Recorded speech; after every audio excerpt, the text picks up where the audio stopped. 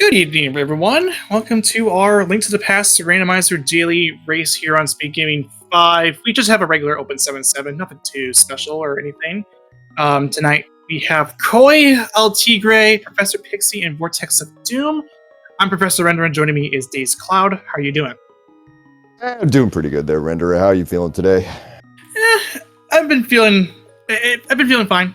I was just sitting here, just like, well, it's been a while since I did comms, so might as well just hop on the mic and do something. I mean, hey, I gotta do something before I start my qualifiers. So let's go.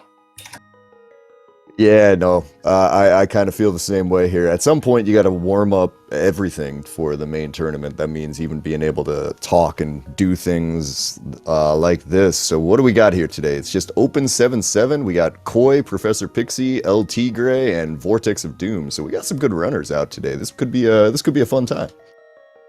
Yeah, this will be a fun one. I would say Koi needs no introduction. Neither does Vortex of Doom or Professor Pixie. El Tigre has been around as well for the past couple of months or so. So yeah, we got a nice little pile here, and we should get underway in now. So everyone has went over to Link's house to get a heart container. Bunch of uncle starters, it looks like. So we're gonna get a quick thing there. That was a map check from Professor Pixie. I saw a crystal down in desert, and after that it was things. I don't really know. There. Shout outs to our trackers today, Lady Laura Linda and Make War Card. Mad Ewok Herd. Sorry, I always do that. Yeah, green pendant was on Eastern. I took note of that as one of the options. All right, so we got a green pendant Eastern and something else. All right, we'll figure that out eventually here as we start off with, what, 20 rupees there in the Uncle's thing and 20 rupees on Uncle as well. So, gonna probably see a bunch of save and quits in a second here, and that's heading over to Sank, I imagine. Yeah, the other two being crystals on Desert and Hera. No reds though, so just pointing that out. And we get early Moon Pearl from Sank. Okay. So nothing too surprising. That just have a nice little Moon Pearl spot relatively early. I mean, it's going to show up eventually, right? I mean, you need to get that before you can kind of complete anything else in the rest of the game. So, going to be looking for a couple of things there. I mean, I imagine most people have seen an open 7-7 before, but if you haven't, here you're looking for, your first step we got to do is figure out how we get into the Dark World so we can start beating the 7 crystals we need to fry up some pig. It looks like that lumberjack has nothing. Yeah, that was a shield. Yeah, we're not going to be picking that thing up there by any means. So yeah, Koi and Pixie are pretty much just close by to each other. That was actually a simultaneous lumberjack check as well. So Koi won't be getting that piece of hearts, and neither will Pixie. Okay, kind of interesting. Vortex deciding with not getting any bombs, not getting anything from this north route or the Uncle start here. We're going to go ahead, save and quit. Going to run down to the shop next to Lake Hylia Island here. Pick up a 10-pack of bombs. Probably hop in the water here. Yep, see that there's a piece of heart on the island. Everybody else is rushing into CAC right now here, so a little bit of divergence. El Tigre going to give us another 20 rupees out of the back of the tavern. Yeah, that's an interesting route from Vortex. Just kind of breaking off from the other three, but that's with respect to the fact that there's hasn't been any bomb pickups, and you wouldn't be, and you had enough rupees anyway to get the 10 packs, so you weren't just taking a shot in the dark with the fact that you might find bombs in, like, I don't know, the Lion's Hut or something.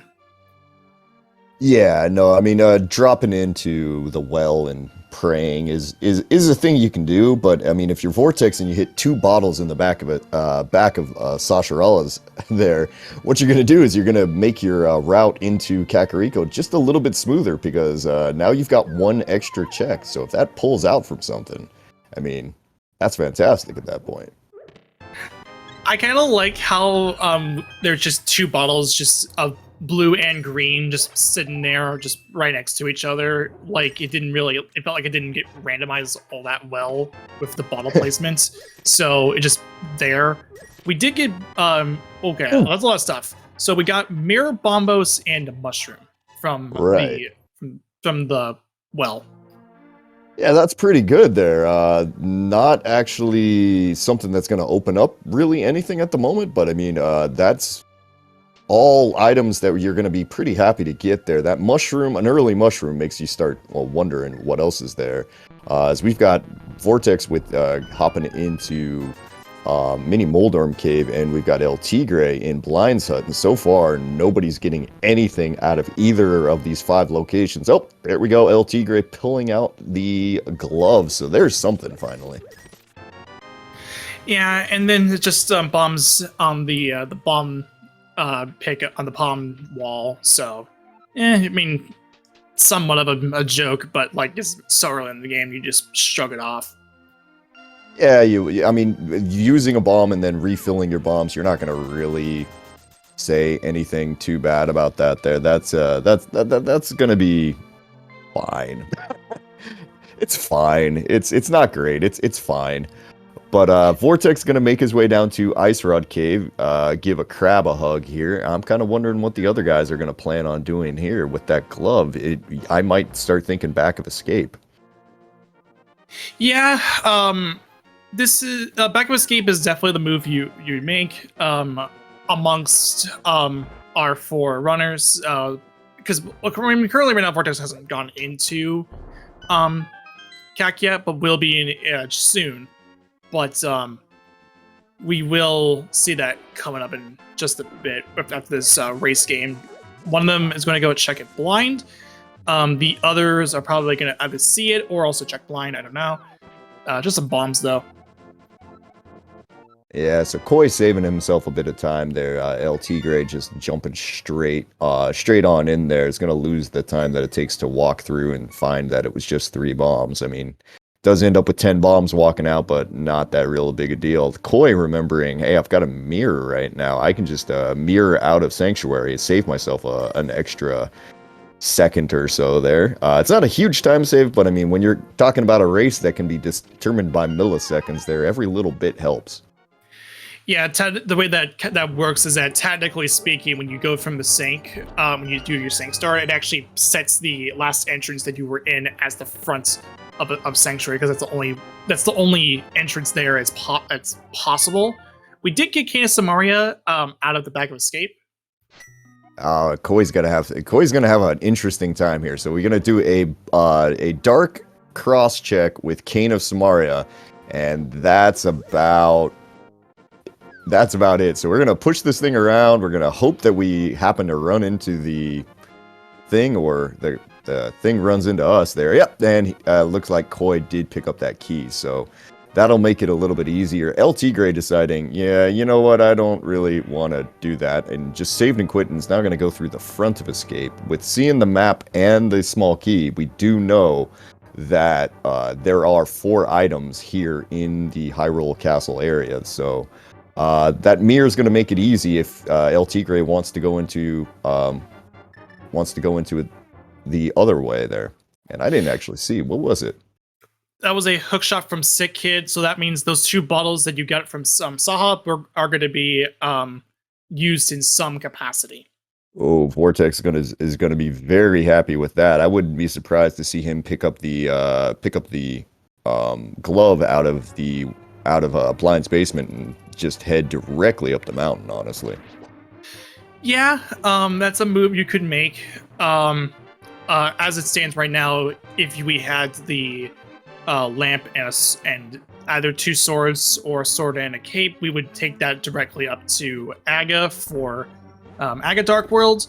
but we don't have that at the moment, so just something to throw out when that time comes.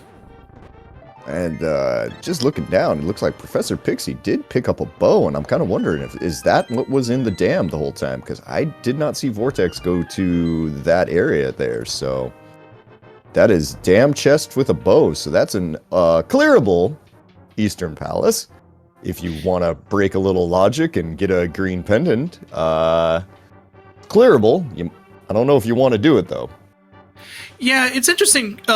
With Pixie picking up the bow, she may be obligated to head up to Eastern because, yeah, you don't have a way of seeing through the dark. But I'm pretty sure she knows how to get through this dark room. The dark room here, it's not that difficult of a dark room, if I want to be honest. And we found a flute down deep into Zelda's cell, it looks like, on El Tigre's side. So we're going to make a quick walk back there. So that's going to make that mountain look even juicier when you pick up those bottles and when you go to Sick Kids. So interesting world we're living in right now for these runners here. They've got a lot of things, but everybody's only got pieces of it there. So we're still probably about 5 minutes from somebody actually putting all of this together and figuring out what they need to do. Yeah, it's also interesting too because we can poke our heads into Hera, although as far as clearing is concerned, it's not out of the question.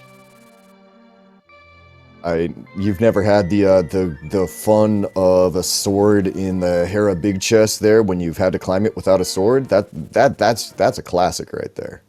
Oh yeah, that can happen, but if it doesn't show up, then yeah, there's no way we cleared that at all. Right. Yeah, no, but that's something that we'll have to keep an eye on here at some point because depending on what our next piece of Dark World access is, if we get a hammer, that means we can clear. We will be able to clear Paradox Cave and a couple of other things up there, as long as and such. If we get the myths, we'll be able to clear Super Bunny and Hookshot Cave. So there's a lot going on right now. We'll have to see exactly which way the seed wants to take our runners here, because we still don't know what our Dark World crystal layout is. Right. Professor Pixie does get the big key from out of the right chest. She does know now that Fire Rod is a legal's way to get to Armos by logic. Yep, definitely, but have to see here, because that's gonna be something that we'll need. I'm still thinking that the answer for us is going to be up the mountain here. Professor Pixie going ahead and completing a green pendant Eastern Palace here makes perfect sense. It's 4 items. It's pretty quick and pretty easy to get. So yeah, you're gonna want to go ahead and do this fairly easy quickly though. Yeah, but it looks like Pixie just wants to play it safe. Just go ahead and save and quits. That's fine. If you don't have a way to, if you're not entirely comfortable with the dark room, that's a fair play. Some folks may not be as comfortable doing it without a sword or something. Yeah, and it could just be, you know what, let's not break logic right now. It's a pendant. I don't necessarily think I want to do that. By any chance, were we counting items there? It's just, I saw 1 for sure. I want to say I saw 2.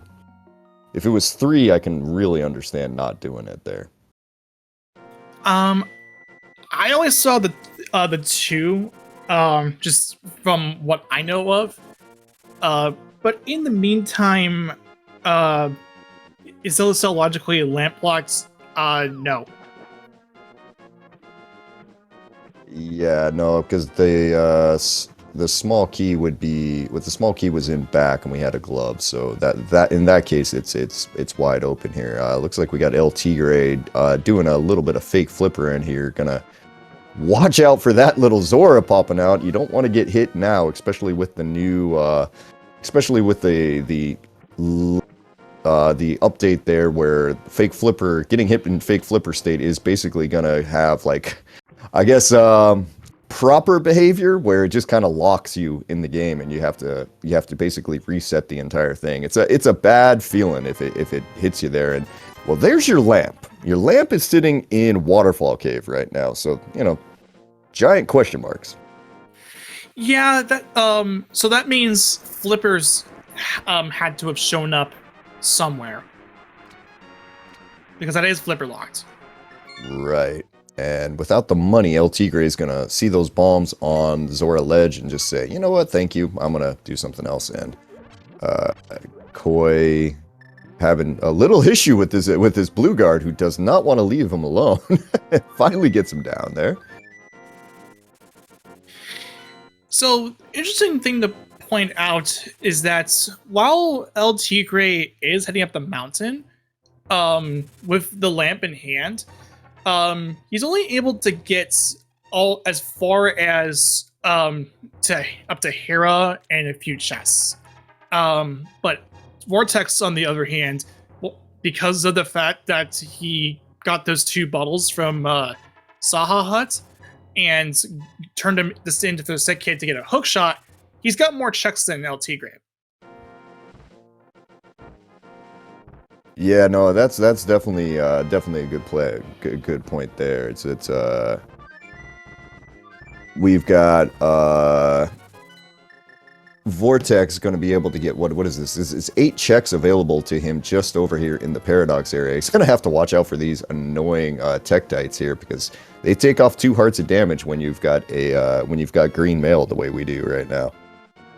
Yeah, and considering the fact that throughout the qualifier phase, our runners just really want to see some mail of some kind. They've gone through the grind enough to with green mail as it is. So, just some mail would be a nice reprieve. I mean, I wouldn't mind for a full-on red mail and red mail and a gold sword today, if I'm being completely honest, if I'm the runners. Just the running around constantly on green mail and going, okay, if I even touch anything, it's bad. It's not always the best feeling, and man, that was an absolute trash Paradox Cave. Just nothing in there. Yeah, just it's a little unfortunate to see that Paradox didn't come up with anything, but there still might be a couple more. Hopefully there's some stuff coming up here for Vortex. We only get a piece of 20 rupees rather on the Floating Islands. Gonna go ahead and hit up Spiral Cave, slow Spiral Cave, but whatever. We're used to it by now. Well, at this point, yeah, I mean, if you don't have a choice, you don't have a choice. As Professor Pixie just a second ago went ahead and picked up her not fire red, but her hook shot as well. So it was going to be up the mountain here. I believe we saw what was inside Spec Rock Cave from LT Gray, and I don't think it was anything of interest here, but we'll get another look here in just a sec. It looks like it is flippers. Oh, no, that is very interesting. And there's a hammer in Spiral Cave for Vortex, who immediately hugs another Moldorm. Just to go back to the beginning there, that's basically a death warp at this point. Yeah, even if it's unintentional, even if it looks like it may be unintentional, that's actually fine because we're just going to be hitting up Hype Cave anyway. So yeah, the routing wise. Like, logic-wise, is interesting because you actually need that flute to get up to those flippers, which subsequently leads to the lamp.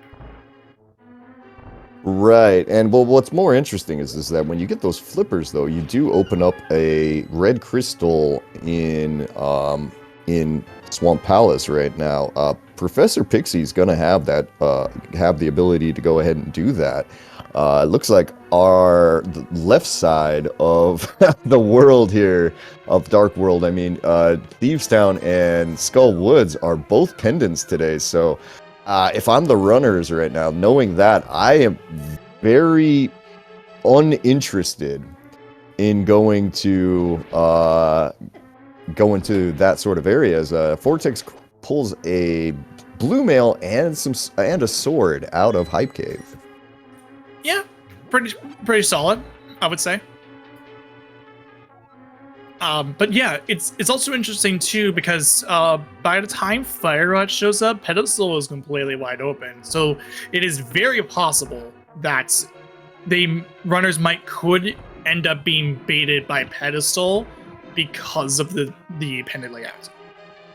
Yeah, it depends. I mean, if you're paying attention right now, though, you're gonna have you're gonna have Pod open to you. You're gonna have Swamp Palace open to you. So, like, there's gonna have to be something pretty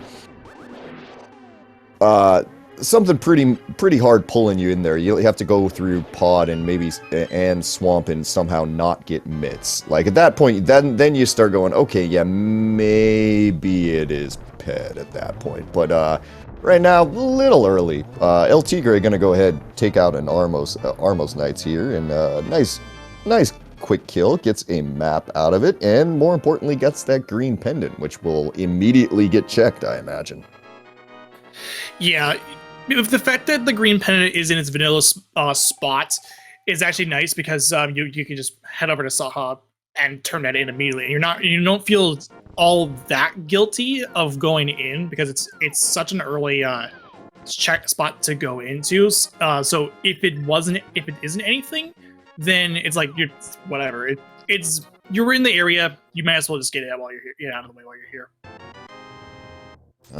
Vortex looking at a heart container there from Race Game. Looked like that was 300 rupees for completing the green pendant turn in, so not huge by any means. And El Tigre finally going, all right, fine, let me go see what's on Sick Kid. It's never anything. Oh, it's the hookshot. Great. Thanks, game. Yeah. Although it is nice to get 300 out of the green pendant tournament, even if it's not anything, it is nice to have. Well, especially with flippers being up here in Spectacle Rock, which unfortunately Vortex is just orphaned to no end here, but it looks like he's taking care of it now because I imagine he's in Old Man Cave, looking at how that dark room was shaped. Yeah, so he's probably headed right back up there at the moment there. He'll get his flippers. That'll pull him down into Swamp, where he hasn't been to the dam, so he'll get his bow out of this. So this is actually kind of working out in a funny way for Vortex. It's great. Koi, on the other hand, we got Koi heading up into Hera, as we are now joined by 179 people from Speed Gaming. Welcome on in. This is a daily race of Link to the Past Randomizer. Open 7-7 mode. Grab your 7 crystals. Go kill a pig. Happy you're all in here joining us today. Yeah, it's a nice little twist of irony, considering that. Yes, well, wait.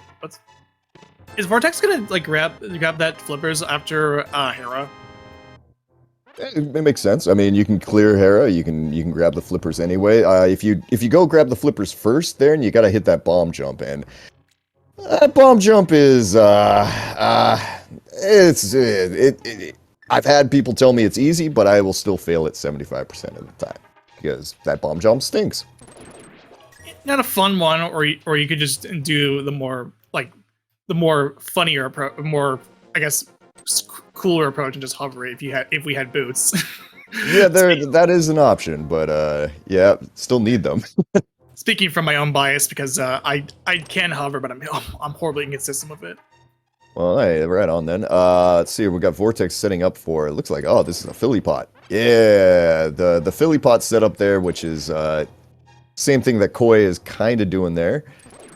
Able to just go ahead and basically set yourself up by putting the bomb on the right frame and then putting yourself into that pot there with a hook shot. It's basically a modified Hera pot setup found by Philisty. And it is so much better than trying to deal with like subpixels and a bunch of other stuff like that. Yeah, I've been employing the Philly pot for quite a while because it's very very convenient. Yeah, and it is possible to mess it up from time to time, but it's such an easy way to it's an easy recovery anyway, so it's not a big deal.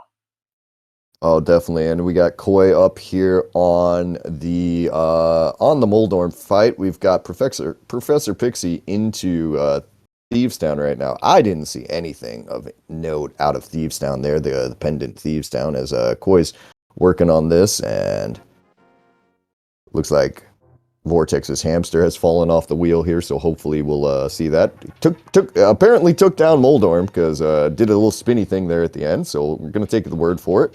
And Crystal's #1 for both Koi and Vortex.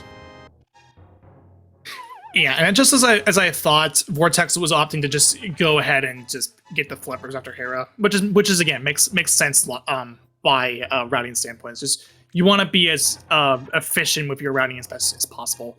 So yeah.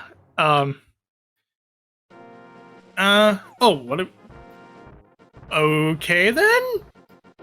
Oh, you've never seen the setup there. No. Okay, so if I'm 100, I'm not 100% sure on this. I might be right. It's it's slide off the edge of the torch, go directly down, hold up left till you grab the item, and then you're on the exact pixel that you need to make the bomb jump. If you just go down. Huh.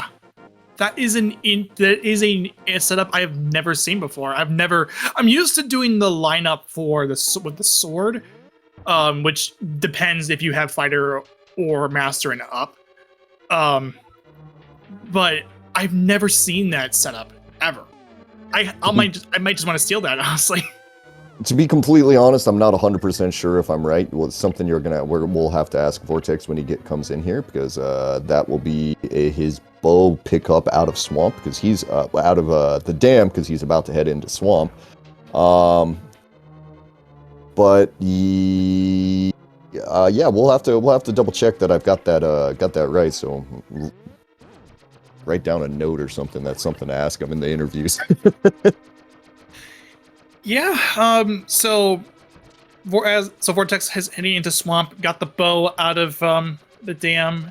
So yeah. That again, the routing for that is very very nice for Vortex, considering the fact that he opted to leave out the inside spec rock for as long as he did, and gets rewarded pretty nicely for it.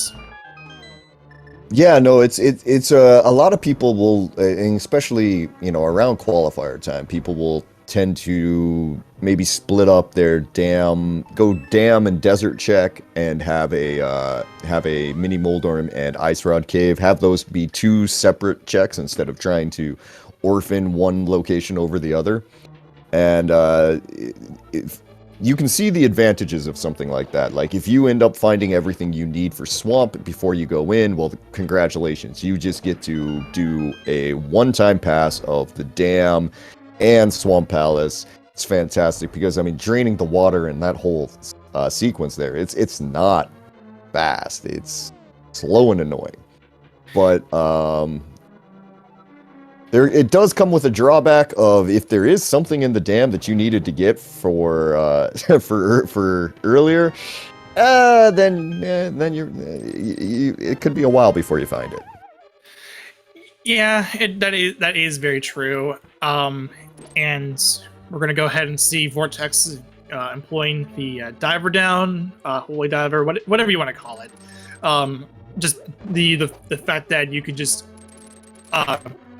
jump down from a layer that's actually, because the water is actually just up graphic, and the actual way you get into a swim state is by jumping down the stairs.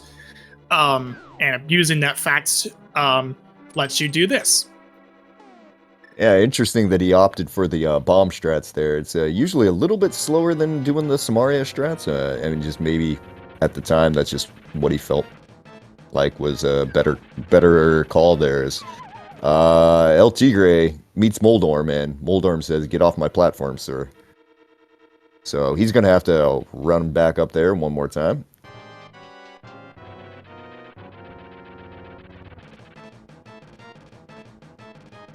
As Vortex making his way over to left side swamp here. Gonna see if it's been worth the time to come on over here. At this point, it's a little bit early. It's a little bit early to start doing swamp skips, I would say there. Gonna get a big 20 as LT Gray avenges that one Moldorm push. Gets their first crystal there, and yeah, that's a big 20 and a compass left side swamp. Yay. The powder was from Tower of Hera to answer our tracker, Matt Ewok, in the chat. It's on the first floor. So, yeah, just Pixie and Koi are also in swamp. Pixie, she's already she got into here. Koi also doing more diver down stuff using the Samaria block this time. And Koi deciding not to go to left side swamp first, instead gonna go directly to the back here. Kind of probably, that was a pretty, I'd say, typical play in a lot of ways, because Koi ran through here. The first two items were not dungeon items, so there's a chance that left side swamp had absolutely nothing. Still hasn't gotten the big key yet either, so Koi might have a decision here depending on what Argus drops, whether or not they want to come back in. I can't confirm that left side swamp didn't have anything of note. Right, it was a compass and a big 20 there. That was it. So I mean, it's that's the question here for Koi is if depending on what Argus drops, if Argus drops a big key, that's two items that are left. If Argus drops an item, you've only got the single, and I don't know if you want to come all the way back to left side swamp for it at this point, but yeah, I mean, it's a hard one because Pod is open, and Pod's got 5 items just sitting there. Yeah, and some people like to believe, always believe in Pod. It's definitely there. Like, you want to just get the elephant in the room out of the way with the swamp play, because it's 6 items as opposed to 5.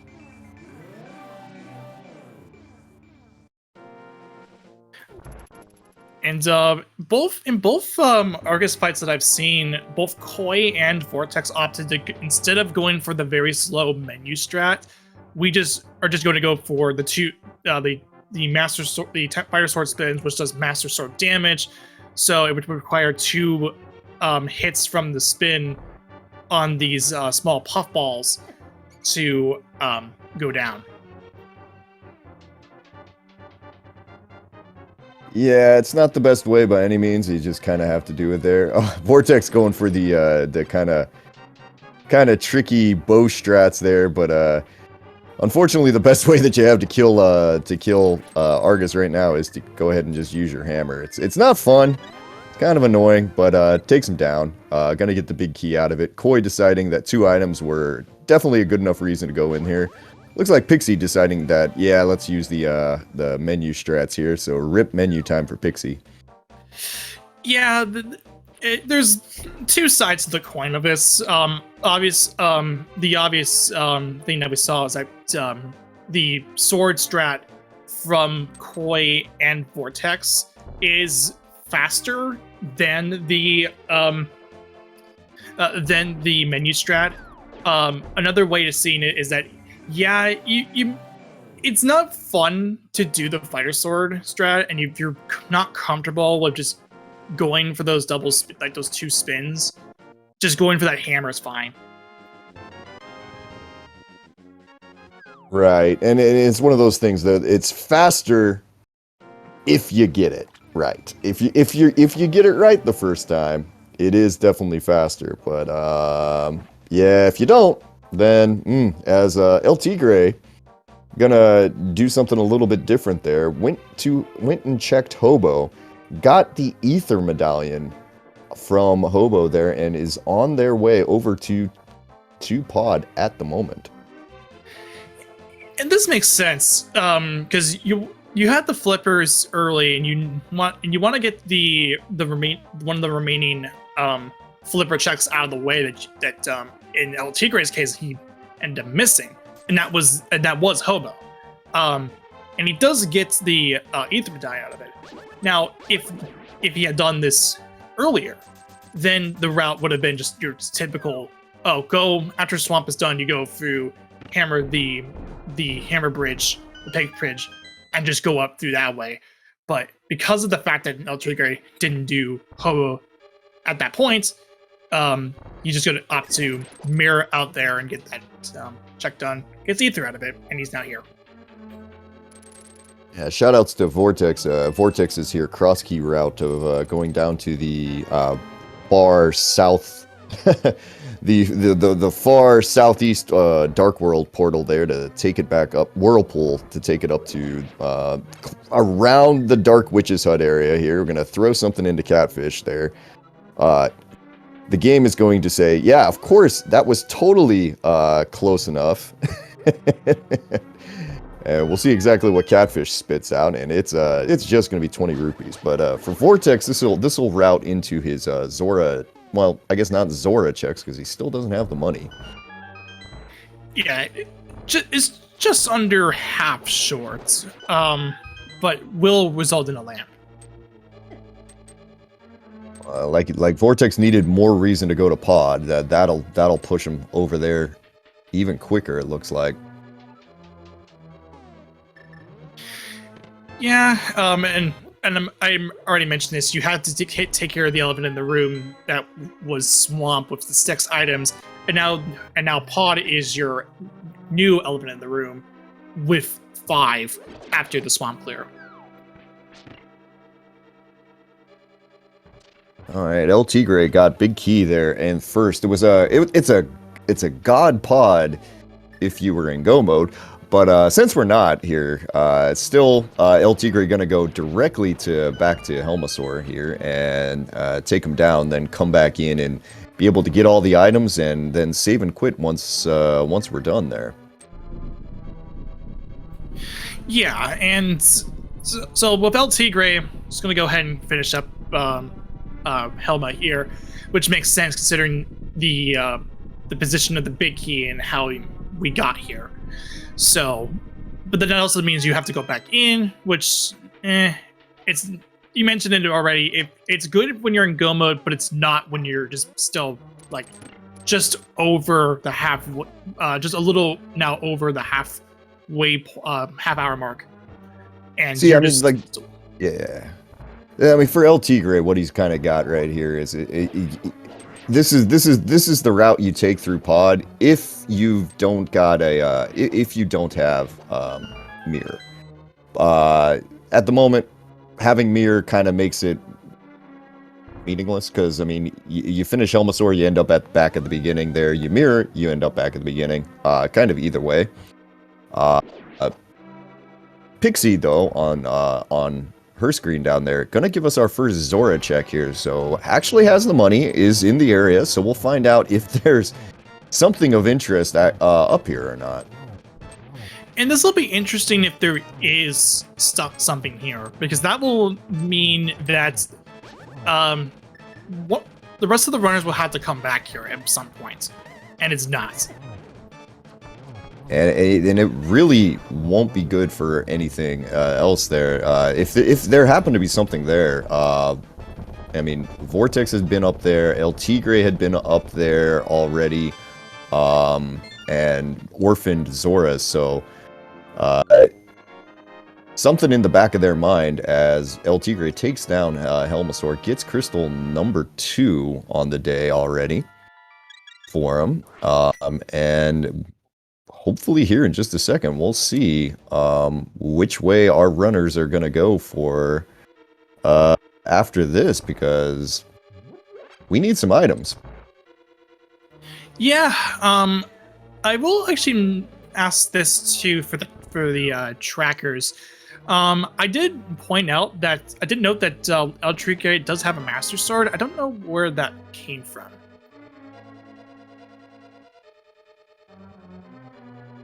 Yeah, I just thought that was something to know because I was thinking it was at a pod, but from what we know, it wasn't the case. It was according to our tracker, Lady Linda, that was from Hera as well. In the big chests of Tower of Hera. Oh, that's right. So that's in the big chest of Tower Hera. El Tigre was the only one to go down and get the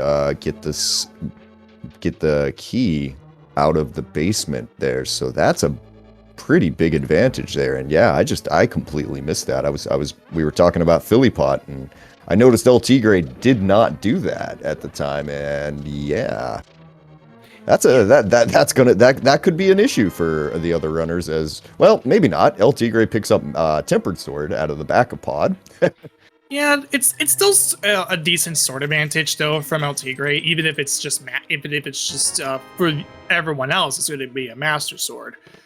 Depending on if Pixie opts to also do the Philly Pots.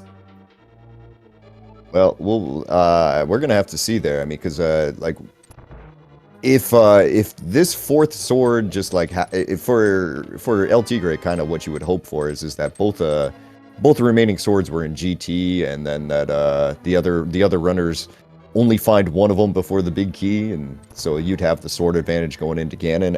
As it is right now, there's a reasonable chance that we'll find the fourth sword, and if we do, then the difference between a tempered sword and a gold sword is almost nothing. I will also say that El Tigre also found silvers in the Harmless Hellway because the keys ended up in a where we had all 6 keys. So that meant excuse me, that meant that the Harmless Hellway did not have a small key. So in that case, that's also kind of nice too because you're in the area. If you knew that part of the logic, you would know that is something that is nice convenience for you. So we got a lot of nice items for our runners there out of the back of pod, but nothing that's progression. At this point, we're looking at saying we've seen Village of Outcasts. Village of Outcasts didn't have anything. We're looking at front of Skullwoods, back of Thieves Town, and Graveyard Ledge as our options, as our places to go next. It's it's not great if we're being honest. Yeah, this you would think that you would get something nice from out of pod, and yeah, and we did with a sword and the other bow.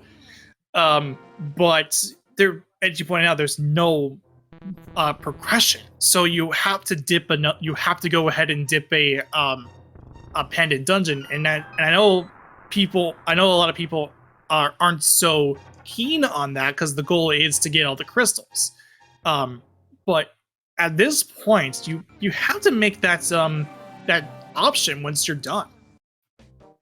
Yeah, it's one of those things. I don't know exactly which way. Now you were kind of mentioning Ped earlier here, and I said, well, let's hold our horses before and see if we get nothing out of swamp and nothing out of pod. And well, we got nothing out of swamp and we got nothing out of pod here. So it's starting to look a little bit more likely here, but I mean, all we need to completely change that is Mitts to show up or something, and then the game just breaks wide open again. I will mention this as well, since it was something I brought up. Desert is still an unknown if it is boot slot, and as it stands right now, we would either need the Mitts or the book to show up. For us to know that information.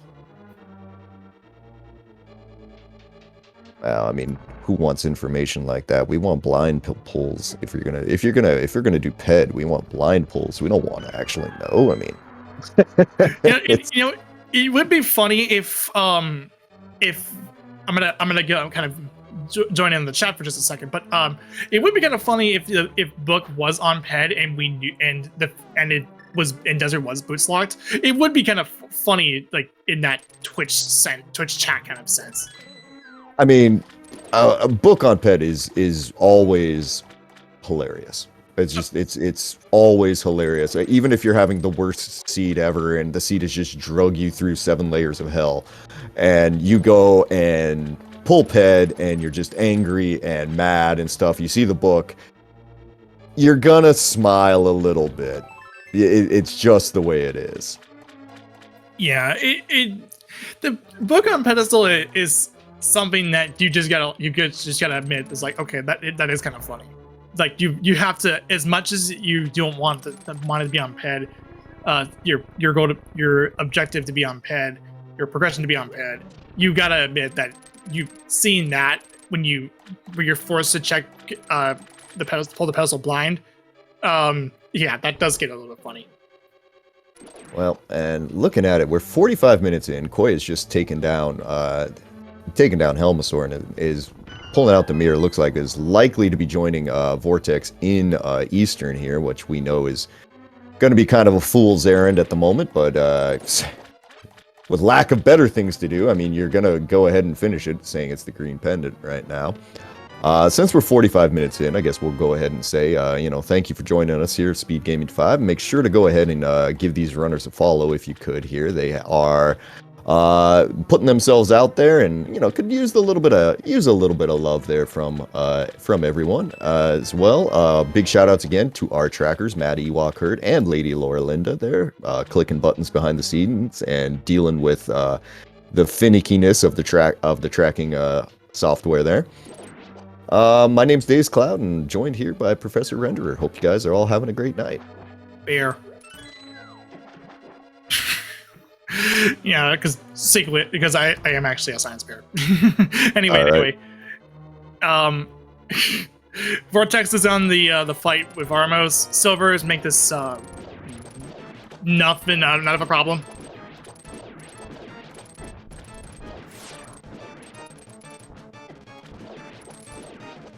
Yeah, that's all I gotta say. It's just this fight's just so much of a cakewalk you don't even know they're there. Yep, and El Tigre here having a much cleaner Argus fight there with that advantage of having silvers plus tempered. It's he is it took it down no problem there, and well, we're moving on to trying to figure out exactly what are we gonna do next. Yeah, with now the fact that Vortex got the information of the green pendant turn in, you're now looking at powder for one thing. You're in the area. You had the powder to start off from Hera, so you may as well just get it while you're here. And besides, we don't even have mitts, so we're gonna have to do this as soon as possible. Otherwise, that will be left out until those mitts show up, if it shows up by that point. So we're just gonna do it now. Well, let's see what we got here from Magic Bat. Magic Bat from Vortex is going to be a nice change of clothes here. Nice, stylish black hood and black tunic with some hair dye thrown in, apparently. Looking good there. Yeah, and once Pixie gets her powder and chooses to go check Magic back, she will be turning into a King Frost. Oh, is that what it is there? Okay. Yes, King, because her spray is Jack Frost. Currently, she's Black Frost, and then King Frost is next. Okay, cool. Fair enough. Yeah, so what do we got? We got Koi over there on his typical maiden sprite, El Tigre. Oh man, I know I can't remember the name of what Zelda called herself in Wind Waker, but it's that. Tetra, thank you, Lady Laura Linda. There, our trackers, they're helping us out. And yeah, when I mean Jack Frost, Black Frost, King Frost, I am referring to Shin Megami Tensei, which is also Persona because they're part of the same game franchise as Shin Megami Tensei. I would like to ask Vortex exactly where the pose went, and that he just walked through that house with no problem there. I'm trying to figure out exactly where'd they go. I wasn't paying attention if he nailed him with the hook shot before he went over there, but man. Yeah, El Tigre hitting left side swamp, finding a whole fat lot of nothing here. Gonna hook shot across, get a 20 rupees, and probably say the exact same thing of, I thought this was open. This is supposed to be fast, right? I mean, it doesn't say fast get in, so yeah. So, Open 7-7. Yipes. I will also mention this as well. Vortex has never been into the Village of Outcasts area, so this is his first dip into the Village of Outcasts area. So this also means this will be his first run through Thieves Town, the front of Thieves Town. Yeah, and for Vortex, his decision making for this is very much simplified. For Pixie coming here early, picking up Tempered Sword there, so out of the Hera big chest there, so that's an advantage there also for Pixie.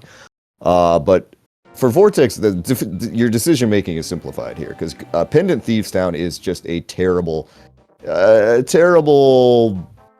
decision. You know, like, what do you do here? You come in, you get one item. You don't really want to go to the back. Should you go to the back? For Vortex, he's cleared the rest of the world at this point, so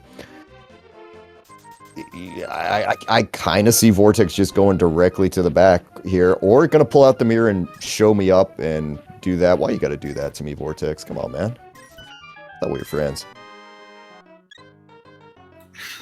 So, yeah, I thought this is an interesting move.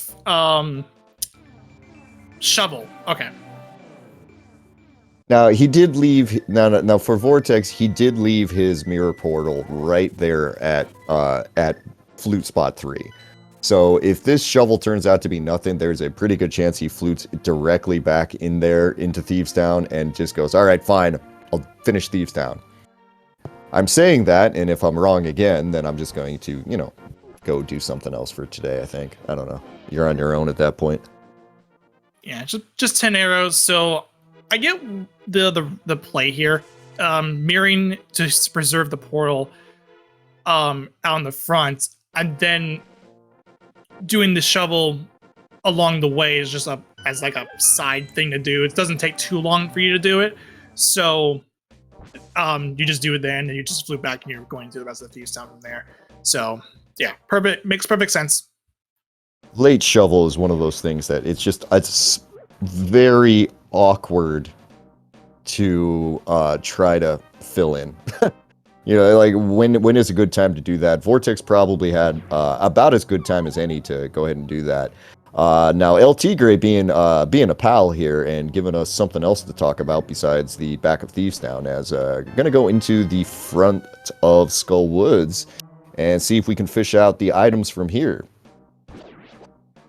Yeah, big key on the left or on the right chest. So you could just go back there if you just to get that chest, but El Tigre has other plans. Just wants to get this stuff, the Gibdo room taken care of with Samaria, and just get this chest as well. Yeah, just a compass, nothing too special. Just it's a dungeon, so it has to be expected. Well, still looking for something here. All right, so we're gonna get a new item there from Vortex. So we've now got all 3 flavors of potions today. So thanks, game. El Tigre gonna set up a bomb jump here to get over to the chest in here. Get a small key that he can use to open the door right next to him. I was gonna laugh if it was the vanilla fire rod there, just because that would have been something funny to mention, which means you also have to drop down the one hole to get here, and You were right. You were right. I said something about a fire rod, and well, we're just right here.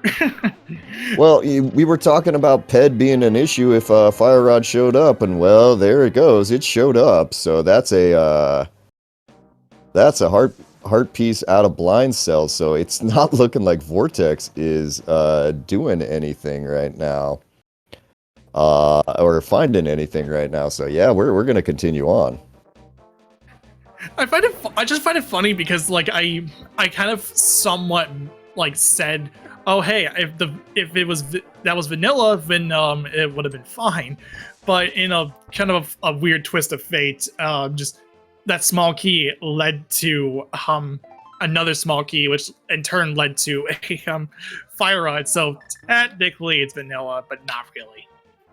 I mean, if it's in the dungeon there, you just kind of shrug your shoulders. And honestly, I mean, I understand El Tigre not going in, finishing it at the time here. Maybe just go ahead and, check your Village of Outcasts and stuff and go finish Thieves down. But if you end up doing that and then you end up getting your fire rod out of going and finishing Moth, I mean, you're right next to the pedestal. You just go ahead and mirror over and pull the thing as Vortex is taken down blind for pendant number 2 there. Gets a heart piece.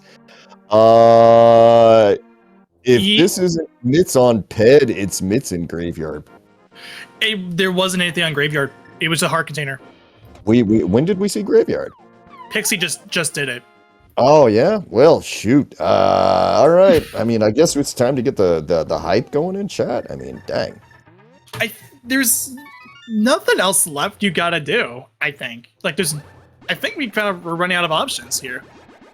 Yeah, I mean, dang. I signed up for this thinking that I'd have time to clean my house afterwards and, eat lunch and all this fun stuff, and instead we're gonna get a freaking ped seed. Thanks, game. Love ya. Yeah. You're the best. But it's and the funny thing too is that that's only one item. We only had one of the 2 items that's in Skull Woods. Yeah, that's why I was thinking for El Tigre, you get Fire Rod, you just go directly back then. Honestly, you just hurry up and go, all right, fine, I get the point game. Sure. Now for Vortex, this is even easier here. You're going to fall down a pit there because Moldorms are jerks. And just go ahead and make his way down here, pick up the Fire Rod and just go, I think I know where it is. Yeah, with the fact that the fact that the Thieves Town didn't yield anything, and this is a last location, so that fire rod being there is just part of the thing. Yeah, I mean, now we could get the comedy option at this point. At this point, Ped seems inevitable. It could be the comedy option of it just not actually being Ped or Moth, but it's actually the item underneath there. I haven't been checking our Skull Woods keys right now. I feel like the item underneath if I'm counting right here, I think the item underneath under the bridge there is going to be a small key. So if Vortex has been counting, it's a hard one to know for sure at times, but if Vortex has been counting, I think he can just skip that chest and go directly back there. So Matt Ewok heard mentioned, and Drosy mentioned this as well. We would have Spike Cave on the table if we had an invincibility item, but in this case we don't. So by that we know this is not in logic. So either our progression is on the pedestal or it's in Skull Woods. One of the two. Yeah, Pedestal or Moth, and to be honest, we're going to see both no matter what there. If you kill Moth and you get Mitts, you're still mirroring over to go pull Ped. I mean, at that point, it's another check right next to you, so. Yeah, and at that point, if you got the Mitts there, you don't even care if Ped wasn't anything. You're pulling it anyway. You're kind of taking the bait and taking the bait and just like saying whatever. All right, so Mothula's down. It's 10 arrows. We're headed to Ped. So get your guesses into chat really quick. What do you think it is? It's gonna be the Myths, but get your guesses into chat. What do you think it is? It could be the book. That's actually kind of this is a cute seed. I will say this. This is a blind pull of Ped here coming up here. So Vortex, let's make our way up here. Let's see exactly what sort of ridiculous the seed has given us today. It is. Oh, this is such a cute seed, I swear. There's your mitts. All right, so now, if you're Vortex, you have your options of Ice Palace, getting to find out if Desert is boots locked or not, Misery Mire, probably smartly deciding, you know what, let's head down to Ice Palace, let's do some Icebreaker and just take this sucker out as quick as we can. Yeah, it makes sense now with the fact that you got mids. The next best thing is just to go into ice. You have Samaria as well, so you do an icebreaker and all that fun stuff. Yeah, and for Vortex, this is again one of these times where his route just seems to be kind of working. Because he hasn't been to Hobo yet. He's going to go finish this. He'll finish this really quick, and I choose to do bomb strats for a reason. He does have a hookshot, yeah. But he'll finish Ice Palace here in just a moment and go ahead and probably swim up to Hobo after this, and that'll get him Ether, which means two of the medallions possibly needed to get into Mire and TR. So again, this is just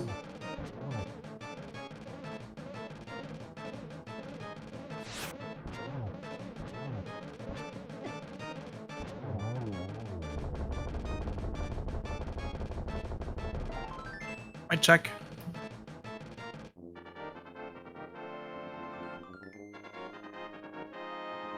I check.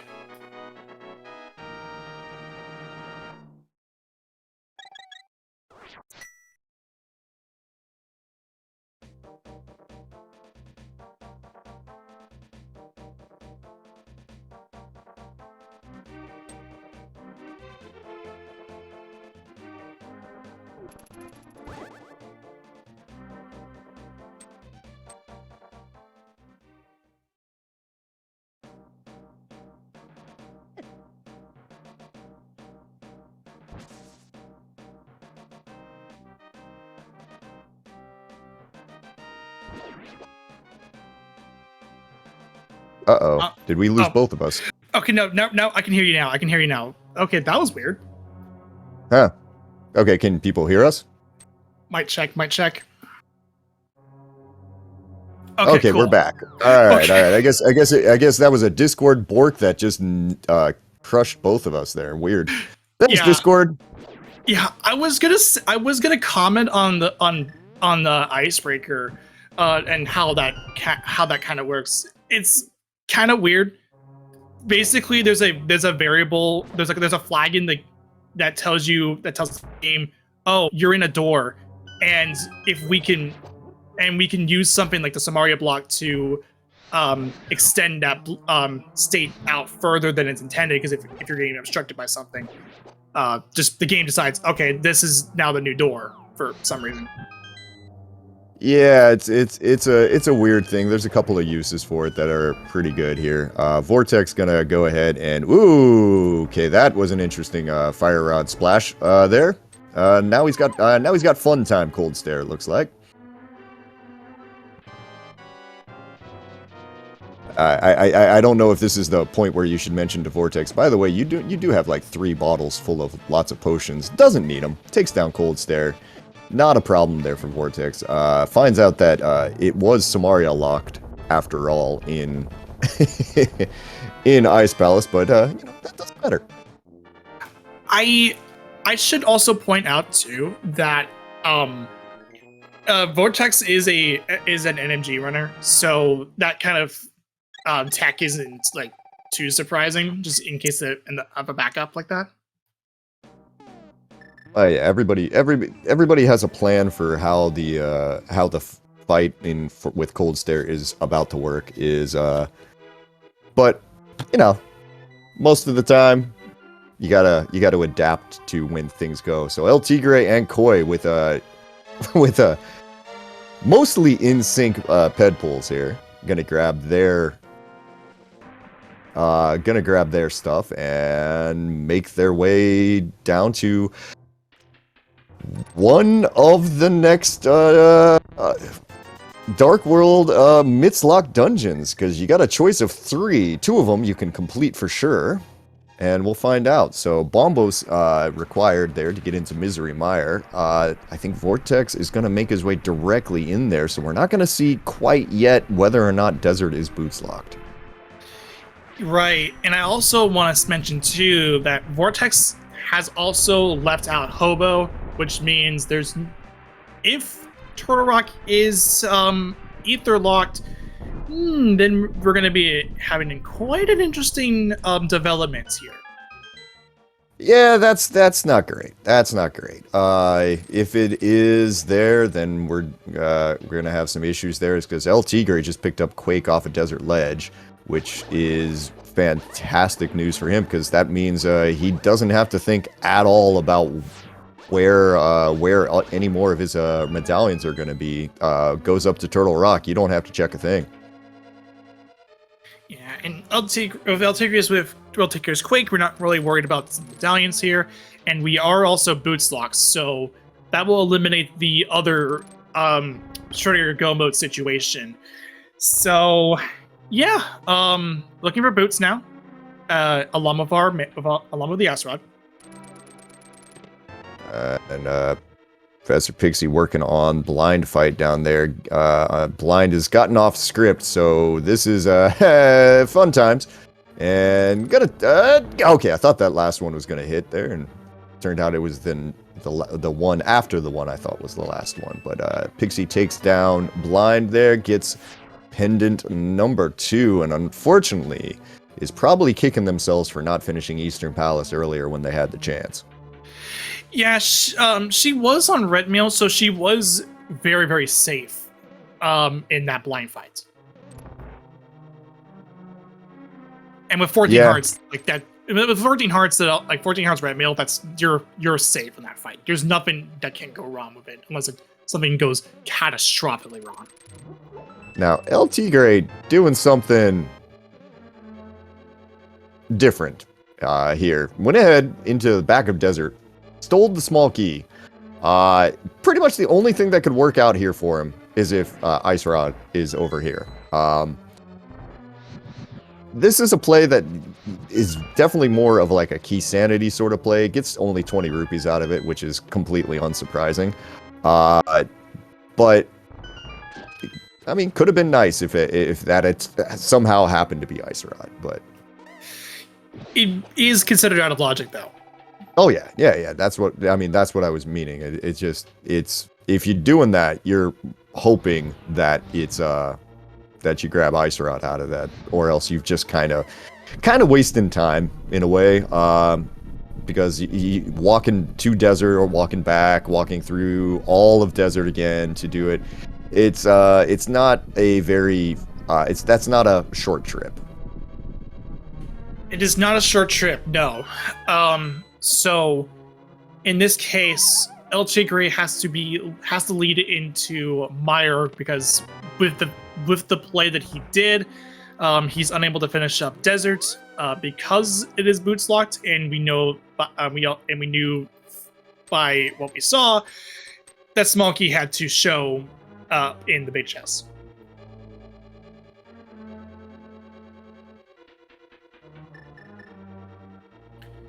So, yeah, Pixie now gonna head over to Eastern, gonna go ahead and finish up Armos. She will be approaching those mitts very, very soon. Well, not very, very soon, but like in Probably about a minute or so.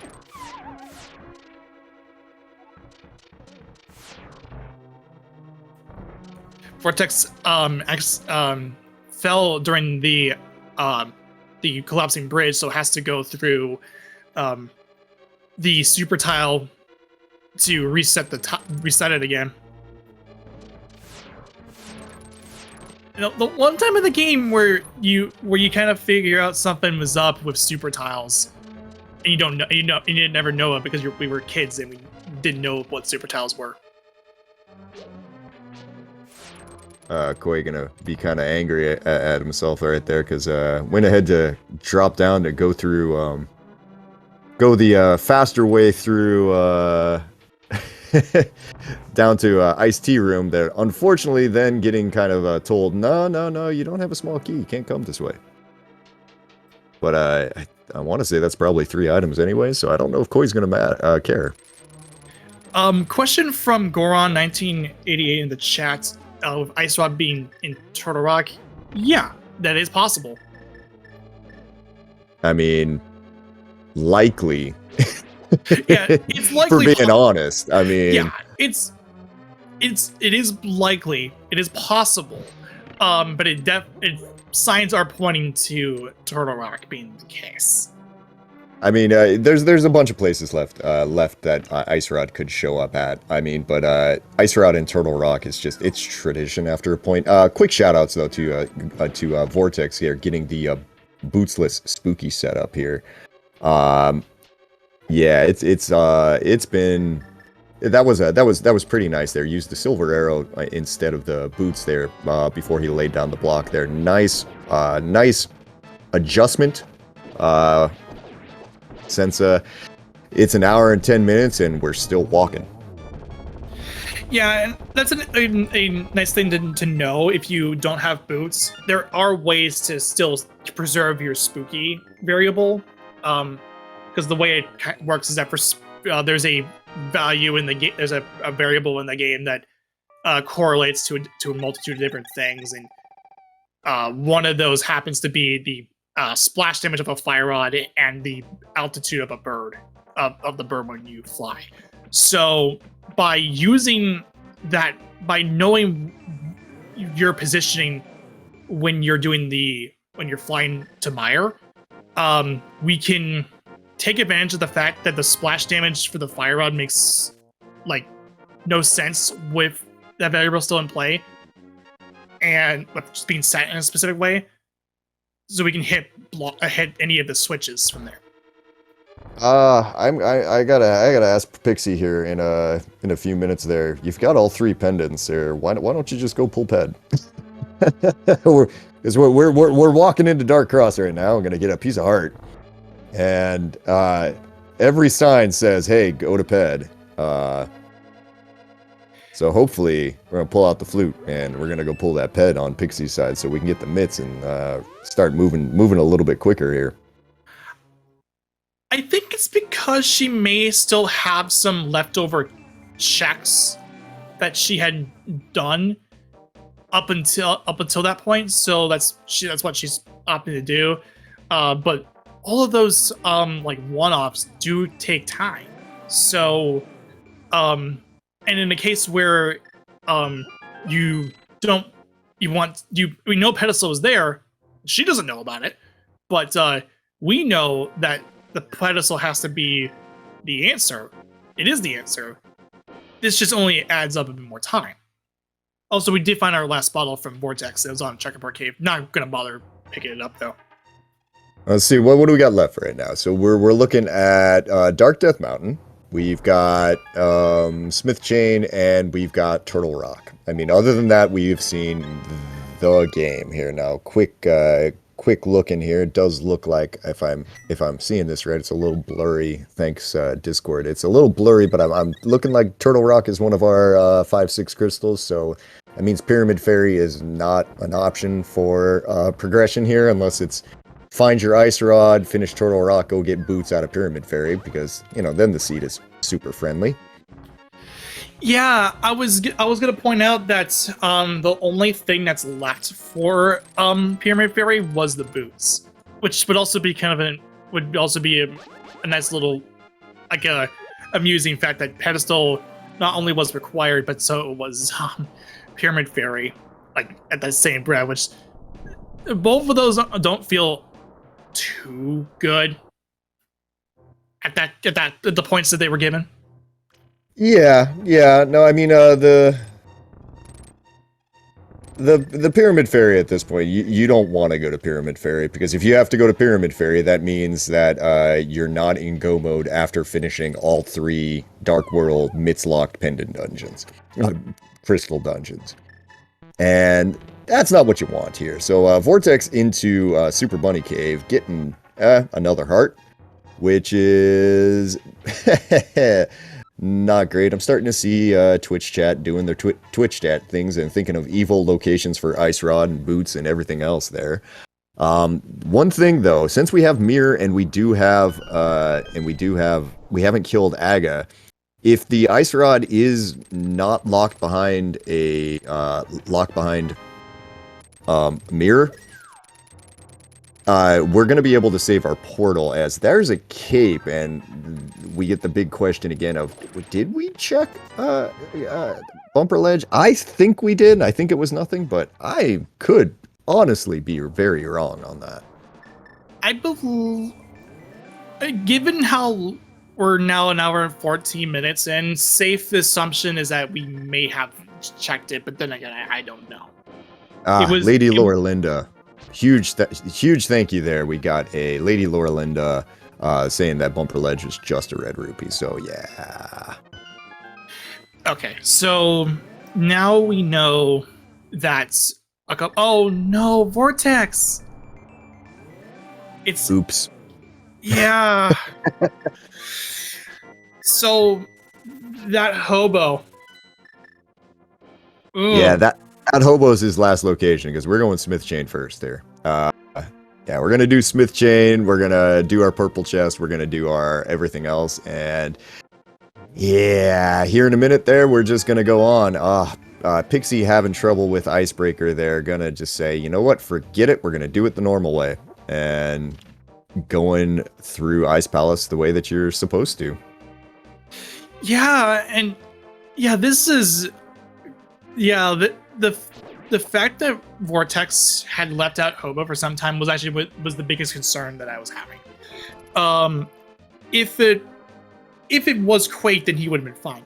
But in this case, Vortex had there was a couple ways for him to get to Hobo, but when he was there, but Opti just did not bother with it. So, and he actually ends up getting punished for it. Now, I don't know how we'll see a Smith Chain play come out, but if after the Smith Chain play is done, he doesn't go. I mean, well, I don't know if he still has Spike Cape still, yeah. So, and even then, it's also far out.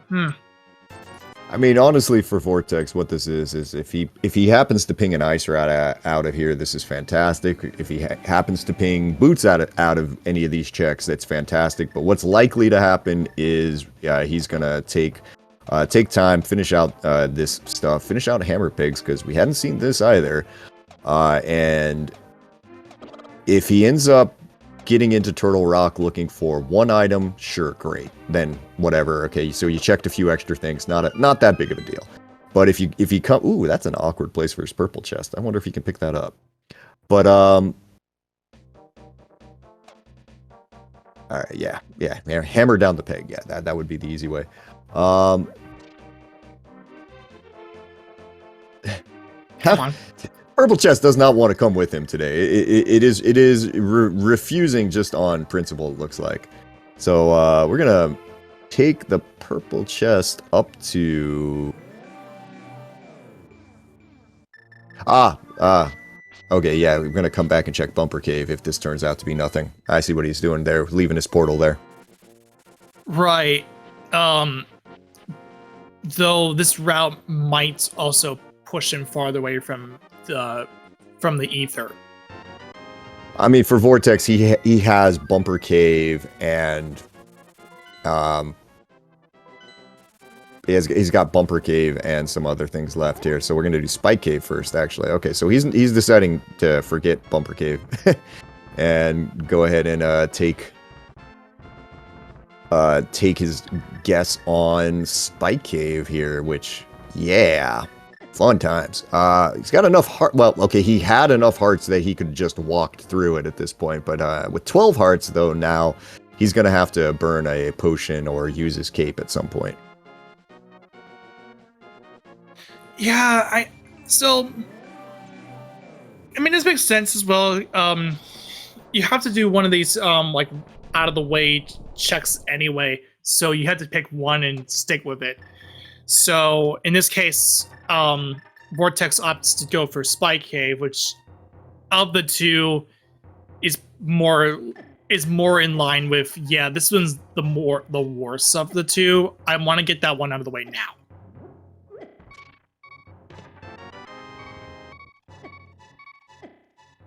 Oh, smart move. Realizing that Vortex still has a mirror portal, opts to just take an intentional death to preserve it. Yep, that'll do it. And LT Gray going ahead and taking down Ice Palace there, taking down Cold Stare. It's gonna be Crystal. I don't know, Crystal number, lots of them. Five? Yeah, we're gonna go with 5 here. Koi doing the same thing with video over there. So 5 crystals for pretty much 3 of our runners here. Professor Pixie still working their way through Ice Palace here. I think she's gonna be heading directly over to Cold Stare in just a minute. Ooh, having trouble with stairs, because stairs and ice physics are just some of the worst things that you can do. Yeah, it's literally just a wall. It's just a wall with like a small, like those small walls from Swamp, but magnified to like 11. Pretty much, yeah. That's why you gotta have your hook shot, or you gotta have boots if you're gonna go in there, because trying to get it without using your hook shot to kind of clip to the side of it there, yeah, it's a bad time. All right, LT Gray deciding, you know what? Fine. Let's try Zora, because nothing else has worked today. Now, Koi, on the other hand, actually has Ether. So there's a pretty good chance we're going to see Koi be the first person into Turtle Rock today. Yeah, this is the Turtle Rock play for Koi. They're really this is the best thing that he has on the table that he can do. This will we'll actually get some information here. Yeah, so Vortex, after doing Graveyard Ledge, because he never did that, is now going to check the Desert Ledge, or not Desert Ledge, the Pyramid Ledge, one of the ledges. And it might be in he is in the general vicinity of Hobo. Well, he's going to Hobo after this because he's got nothing else. Right? Yeah. I'm just mentioning it because this is a last location. Full stop. This is just along the way. Yeah, this is a total feels bad moment. I mean, I skipped one thing. It can't possibly be there. Oh, of course, no, it is. It's there. Of course, it's there. Yeah, it doesn't feel good, but alas, but with that now in mind, Koi will first just do these just checks along the side before heading into Turtle Rock. But Vortex will now get the Ether, probably kicking to himself for not going as early. No big deal. Last locations do happen, so we're now heading up to Turtle Rock. Yeah, I mean, skipping Hobo is one of those things that, quite a few people do because it is a slow check. Yeah. People don't like doing it for a reason. Yeah, it's also relatively out of the way of the more out of the way of the flipper location of the flipper checks you can do. So it makes sense why people don't go Hobo, because it's just I out of the way. That's why I prefer to, whenever I do my flipper routes or my flipper, I just always want to get it out of the way because it's the only time you're going to be in the general vicinity of it at the start of the game, in my opinion. There might be more times than that, but there are so many times where you're right next to it. There, depending on your equipment and stuff. Like if you're going, if you land an early Mire and you're headed to pod, you can get to Hobo real easy. But I mean, there are times, but yeah, I mean, if you're gonna do it early, I mean, it's not a bad play. If it works out for you, it can be a big one because depending on where flippers are, it could be kind of annoying to get back there, as we've seen. But either way, now we've got Koi headed into Turtle Rock, and we're about to answer the big question of what exactly is in here. Are we talking boots and then the silliness continues, or are we talking ice rod and then we go get boots out of Pyramid Fairy? I mean, one of these things is gonna be the way. Vortex accidentally used the Bombos medallion. Actually did not have enough magic to cover the ether cost, so had to burn the blue to actually enter Turtle Rock. Oh, I guarantee that was on purpose there because he was angry about the ether medallion. He decided to vent his frustration before using it. It wasn't a mistake. I mean that wouldn't be a quick swap mistake. That's just not anything that happens in this game ever. Yeah, what's a quick swap mistake? Nobody knows. Okay. Alright. Chain chomp fun for Koi. Gonna sneak around here. Finally get the big key. Alright, so, and not that it matters exactly where the big key is at this point, because you're checking every chest in here until you find both Ice Rod and boots. But, we continue on. Do we have any place that Ice Rod... I mean, do we have any place in here that we have not checked? I think we are 100% on locations, aren't we? We are good on locations, yeah. So it has to lead to something. Alright. Well, we've already had a lot of fun with grabbing a bunch of other stuff, so... I mean, I'm hoping that we get both items out of here and the game stops jerking our players around today, but we'll find out as we get a dramatic reveal of Blind being the maiden after all on Koi's side. Yeah, just a byproduct of the fact that Koi does use the maiden sprites, and it would be appropriate if the bunny sprite is also blind. So there you go.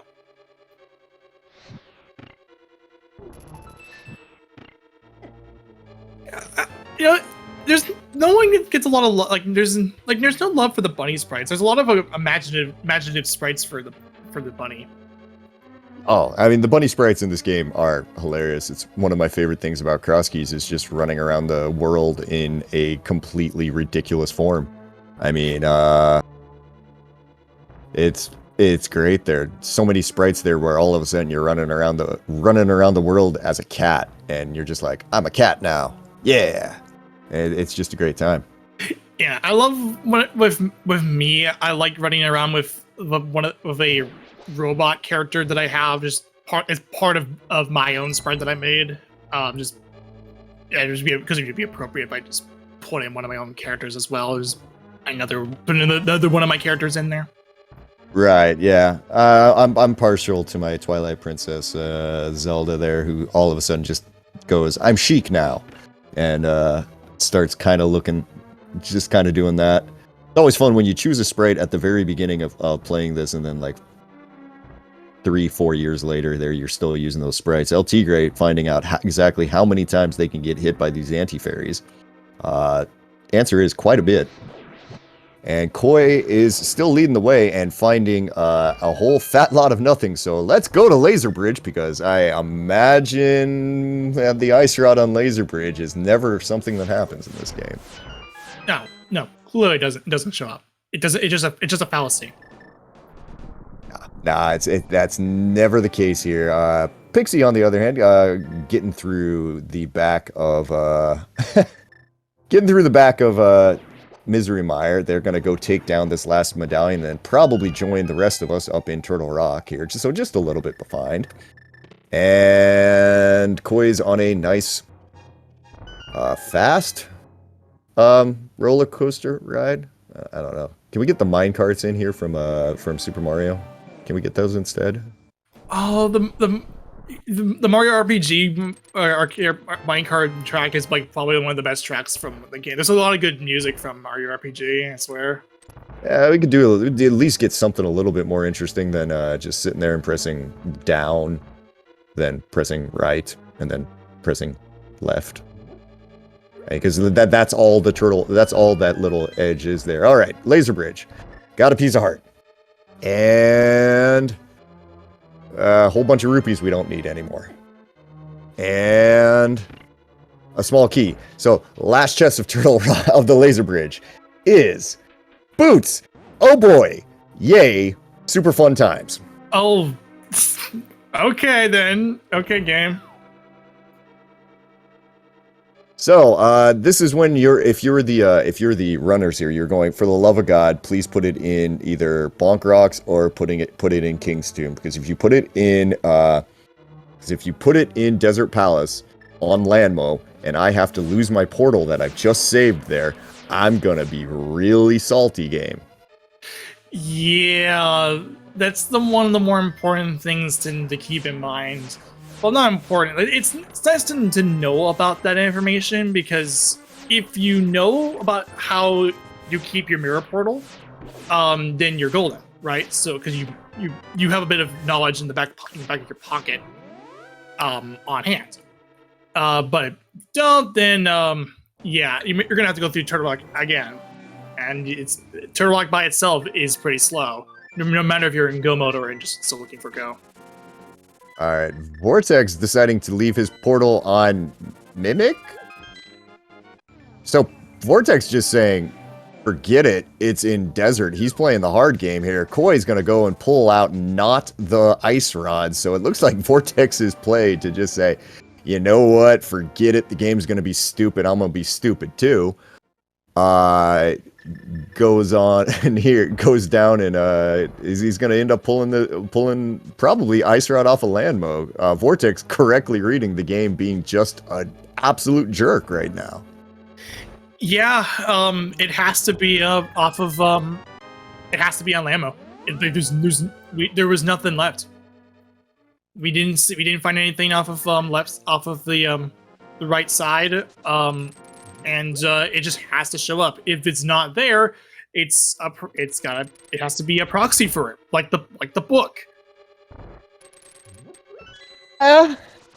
I mean, we could get dumber. I mean, we definitely can get dumber. We're not there yet, but we can see it from there. Well, I mean, Vortex is going to be the first one to give us that information. With Silver Arrows, we'll see if his Landmo is on point today here, because Silver Arrow Landmo should be fast, but I mean, if you miss up one timing there, all of a sudden it can get away from you, or you get some annoying short hops and other sort of crazy stuff. Either way, we're gonna watch this wall move slowly over. Yay. And there we go. And for the record, just because someone's gonna have to ask this, no, I did not roll this. Drosy did. Big shout outs to Drosy there for convincing me to come do commentary instead of playing this seed. And there you go, Ice Rod on this. Vortex goes, I'm a genius, and goes ahead and about to jump back up to Turtle Rock and run through the whole thing. Koi right behind him. Vortex and Koi probably going, I'm still on Master Sword. How am I still on Master Sword? Yeah. Koi showing us how that Silver Arrows can just some days not be your friend. Yeah, it's on the timing of the silvers. The way it was told to me in the past, well, that's mostly applies to the Fire Rod version. Like, if you ever played fighting games, it's the equivalent of a melee attack, where you get a hit in on the like the first frame of someone getting up from a knockdown. Oh yeah, like a wake up sort of thing. Yeah, on like the first frame of after wake up. Yeah.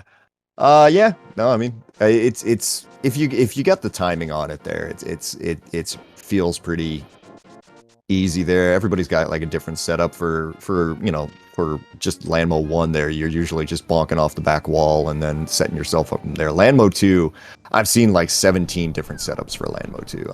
I mean, mine is to bonk off the back wall again and kind of go from that. But I've seen, like I said, there's many different ways to do it, and if you get it, you look great, and if you don't, you just kind of want to hide for a little bit and say, I'm not on Restream, you're on Restream. But Yeah. it works out eventually. Yeah. So, Go ahead. you think we're going to get another sword today for Vortex and Koi, or are they going to be doing a lot of spins? The sea was already enough, like throwing enough jokes as it is. You gotta give them a bit of a reprieve. Just you gotta give them the sword. If not, then well, that will change. That will be quite a conception. It'd be quite the conception for Koi and Vortex, not Pixie and Altigre, because they both have tempered. Yeah. I mean, for them, they've got a pretty decent chance of getting the 1 cycle there, as Vortex realizes that was a wall, not a door. And to answer the question in chat of the other sword, it was in the Tower of Hera big chest, which Koi and Vortex both chose to do Hera pots, so they weren't able to get that. Right. So I mean, LT Gray sitting there with the with this is, I mean, the biggest advantage will come if we get to Ganon and we still don't find a sword. So for Vortex and Koi, I don't know if you're hoping for an early GT big key or not at this point. I mean, with the tournament being the kind of the way it is here, with only having 3 swords available, it seems like lately I've had quite a lot of a few Master Sword Ganons lately, which is always fun. Yeah, those 28 spins you need to get to phase 4 is quite tedious. Not as tedious as a full 52 spins on Master Sword Silverless, but still tedious nonetheless.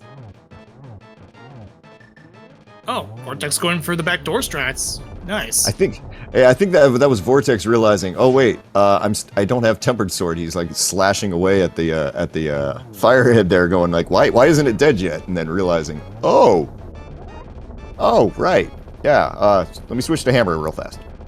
Yeah, I mean it's all part of the plan, clearly.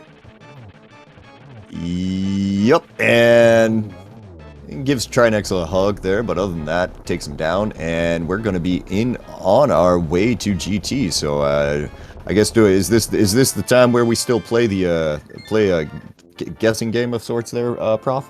Yeah, there's a total of 21 chests and a single torch to make up a total of 22 possible locations, although that's pretty easy math right there, just 21 plus 1.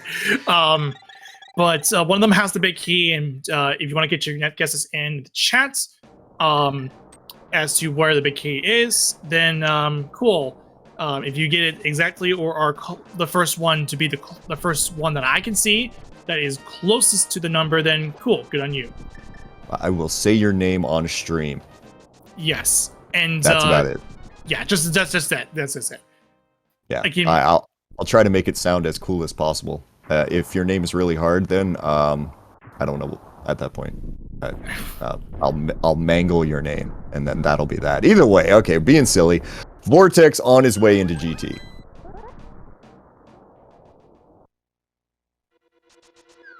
Okay, so we got quite a few numbers here, so that's a good sample size.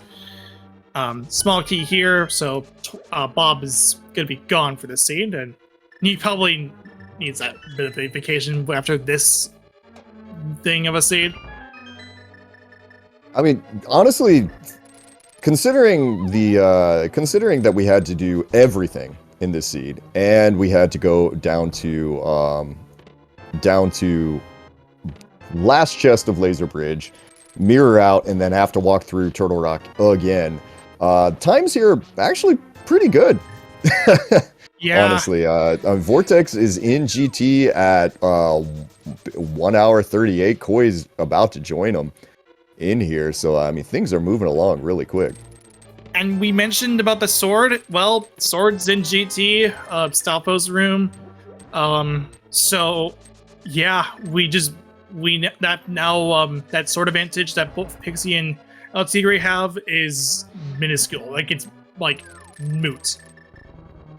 Yeah, it's not nothing, but it's very much smaller here, especially with all of the magic that we've got here. I mean, honestly, I wouldn't be shocked if we see a half magic show up here in a minute. Depends on where this good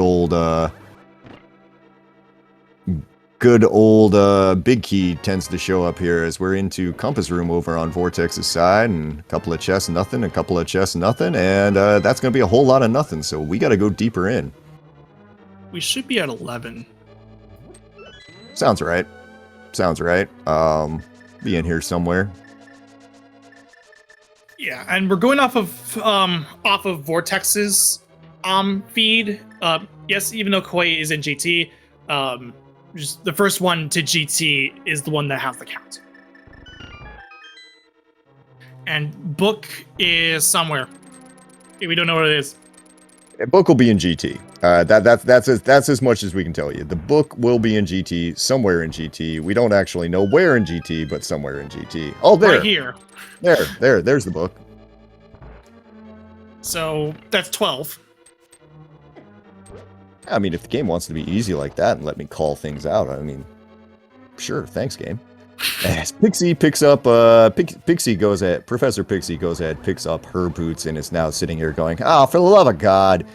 And on we go.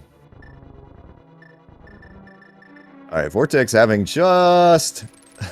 I'm not sure what Vortex is doing here at the moment. There he goes, gets it. All right, having a little issue there with a Samaria block there.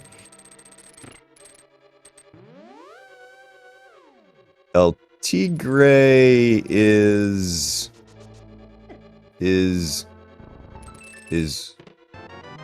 thinking it's fast cannon? Yeah, that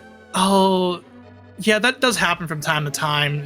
You might just think, oh wait, the Seeds was already joking up as it is. Oh, so that was number 14, I think, is that right? There, as Koi has picked up the Koi went ahead and picked up the big key there. Yes, that was 14. Number 14. All right, so let's get this right here. Nakor Oranges. If I mispronounced your name, congratulations. I do that. Yep. I'm gonna say Nakor Oranges as well. So good on you. You win a game. Something random Seeds. Well.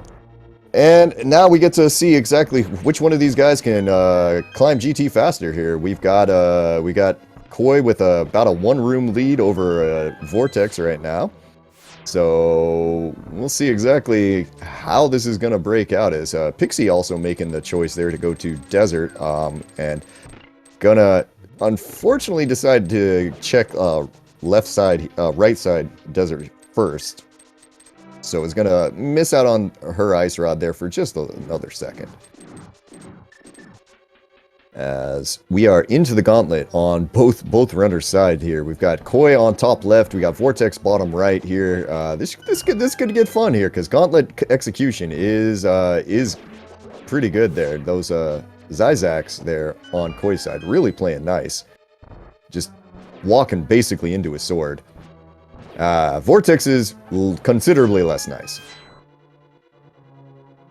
Yeah, this state's already been enough of a thing, so we just want to get this through as soon as possible.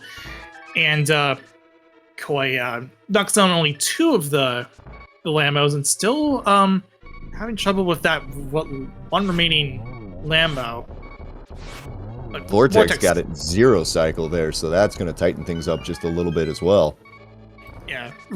The Vortex does save time from that, having a 0 cycle as opposed to, I think it was like a 1-2 cycle from Koi. We get a nice little serenade of beeps from Vortex's music for a couple of seconds here. Now he's got to avoid getting 1.0'd here, because I think if he got 1.0'd through here, there's a decent chance he could die. But no problem getting through that. We're on to torches. Man, this is just in sync together there. Koi lighting the third torch just before Vortex gets his. All right, we're through the doors here. Koi having enough magic so that he didn't actually have to stop to pick up that container. Vortex having to pick it up there is going to be a little bit behind now. Into the Helmosaur room. Koi still with about 1 room lead on Vortex right now. It's still like, okay, so Vortex has made it to the safe room, so don't have to worry too much anymore. Can just finally calm down here, as we just now got to go through to a nice little. Oh, okay. They are basically together at this point here. Pixie, unfortunately, getting dead rocked on her way back up to Turtle Rock here. And it looks like Vortex has jumped out into about a 6-frame lead, bounce off the wall, loses the lead. Yeah, and this was after both grabbed Moldarm 2. Right, and we're going into the Aga fight here. So this is going to come down to who can kill Aga at the faster. El Tigre picking up their GT Big Key. They're going to make their way up here. We got a top right formation. Koi getting a double there. Vortex getting a single. So there's a little bit of the thing. Koi getting another one. Another double for Koi. Vortex with a triple, though, to even it up. And missing that one. Koi gets a 0 on that one. Vortex with the double to take down Aga 2, who's going to take the lead going into GT. Koi right behind him. Ooh. Yeah, this ended up being a close race to even after all that we've been through. This has been quite a surprise, to say the least. With a required ped seed that was midway, it was like around the midway point of the seed, to a required Turtle Rock double dip, which was the boots that led to an ice rod, to the routing decisions that Koi and Vortex has made throughout this time, and we're now as close as it is. Yeah, we're talking about a 5-second difference right now between Vortex and Koi. Koi missing the 1-in-1 though. That is going to be that's going to open up a big difference. Vortex definitely got the 1-in-1 there for sure. Koi working on it right now, pulling out the cape to make sure that he gets the second stage there of Ganon completely taken care of. Vortex now waiting for Ganon to sit still so he can fire some silver arrows into him there, working through phase 3. All right, we're going to be on to phase 4 on Vortex's side. As long as something disastrous doesn't happen, this should go pretty well. Gets the first one in there, tries to set up Ganon for a quick kill, gets him into the middle. Probably that's only a double though. Yeah.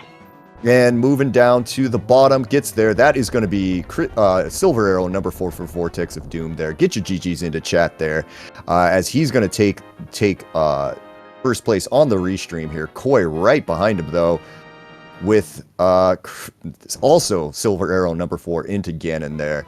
Vortex of Doom finishes with a time of 1:47.04. Koi right behind him. Great finish to this race. Yeah, official times ended up being 1:47.05. Second place overall after Homemade Beer's 1:43.16. And Koi's 1:47.18 is good for third. Yeah. Podium finishes, honestly, like this. Well done there to both of them. We're going to be hopefully joined in chat here by both runners here in a minute. I see Koi has already hopped in here. See if Vortex is ready. He can jump up here as well. GG's to you, Koi. Well, I mean, I think... Yeah, okay, all right. The true And winners, Vortex. the true winners of the seed it's not homemade beer, it's not Vortex, it's not Koi. It's Dazed Cloud and Professor Renderer, who were in the race and then chose to leave. You guys won the race. Congratulations, Dazed Cloud and Renderer. Because that seed was agree. awful. I mean, was it really that bad though? I mean, you all you had to do was go get your boots off a laser bridge and All you pull had mitts to off a do- ped. Was go to Hobo. That too. And Hobo, yeah, right, Hobo. That was a thing that was important, I suppose. Oh. I thought about doing it immediate. Like, I thought about routing up to Catfish that way. I also thought about doing it after Ice. Either of those would have saved me most of the difference between me and Beer. That's what I did. After Pod, I didn't want to go to Village of Outcasts and do 2 more pendants real fast, so I just did I entered the Dark World at Flute Spot 5, did Hobo up to Catfish and the Flipper Text. Yeah. I only had hope. I went to Zora not realizing I didn't have money until I was mirroring at Catfish. Or I didn't go to Zora, but like, so all I had left was Zora and Hera Basement when I got Ether. Hard last location otherwise, so. But other than that, I mean, I don't know. I cleared pendants as efficiently as possible, so other than leaving Thieves to check the shovel real quick and flute back, but because it was pretty orphaned. I mean, honestly, Vortex, you used a couple of good like mirror portals there to kind of go off and check those, one-off checks like shovel and stuff like that. It looked like you kind of went into that with a plan. Yeah, I was, I got the shovel and I almost didn't leave to check it because like there's 3 items in back and I'm still, at least that many from go. But I don't know. If it's any of them, it could definitely change things. So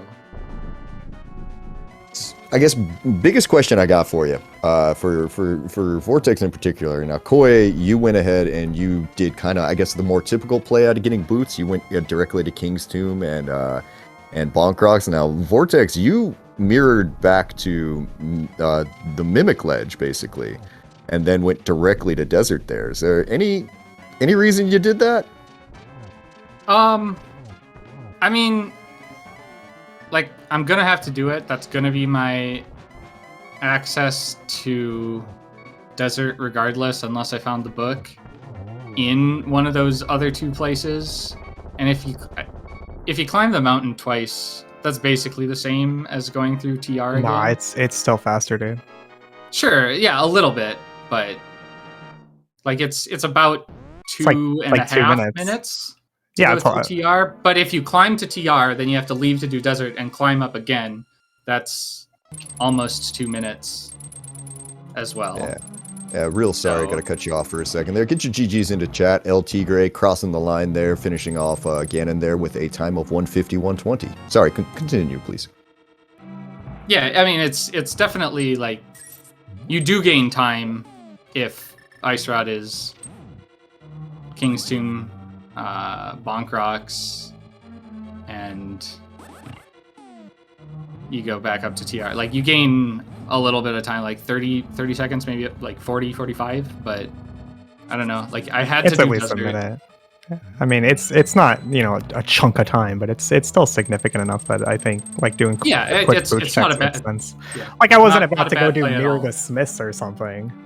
I didn't even want to do Magic Bat, but I felt like the Oh. boots checks were quick enough that I could justify it. And then you have 2 Yeah. outs too, right? Like I get the Ice Rod, I can go save the minute, and if I get the book, maybe I can go into Desert without losing my portal and then save the full 3 minutes. Yeah, I mean, it's not a bad play at all. I don't blame you for doing it. I rushed Desert there. My thought was like I hadn't checked Lumberjack either, so there's 2 items in Desert, which I had to do Desert. 2 items in the other boots checks, and then 1 on Lumberjack, and obviously you can't save the portal for Lumberjack. So like I was just sort of like, well, we'll just eat the time, do what we have to do. And Oh, it ended up being a pretty good call for you there, because it turned out that Ice Rod, was of course sitting on land mode the entire time, which, I mean, as far as this seed goes, there were more than a few very awkward locations for things, but it wasn't overly too bad there. I mean, Ped seed completed in around basically 147 for you both. There is good times. Despite, go ahead. I was gonna say, despite the speed seed being, well, let's just put it simply, the seed was just not fun at all, not a good one. Like, they still put up an incredible time again. Podium finishes on a seed like this. Yeah, I had some fun. Like some of the mirror portal stuff I did was fun. Like I really liked I left the portal at the top of CAC and did Purple Chest and Spike Cave before walking all the way over to like Graveyard Ledge, because I knew I was still multiple items, so like no single item, no single check would bail me out at that point. And I was gonna just go straight to the dungeon to do whatever I could once I got any one of them, like Ether or Boots, I guess. So doing Spike was a little scary because it was a definite commitment to just never doing Hera Basement. But if you'd done Hera Basement, you would have gotten a grand total of the big key to go get the sword out of the chest there in Tower of Hera. So we had two of our runners there on stream, LT Gray and Professor Pixie went ahead and did that there, and so they're having a little bit easier of a time here with their climbs. They don't have to chase things around, a couple of easier boss fights than you two did, but it wasn't noticeable, let's call it that.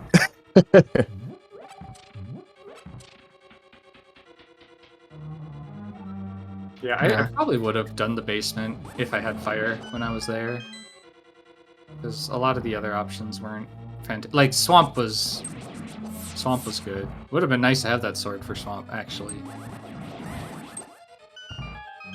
I would never have done the basement. Like, I don't always Herapot, but like you get an item on the first floor.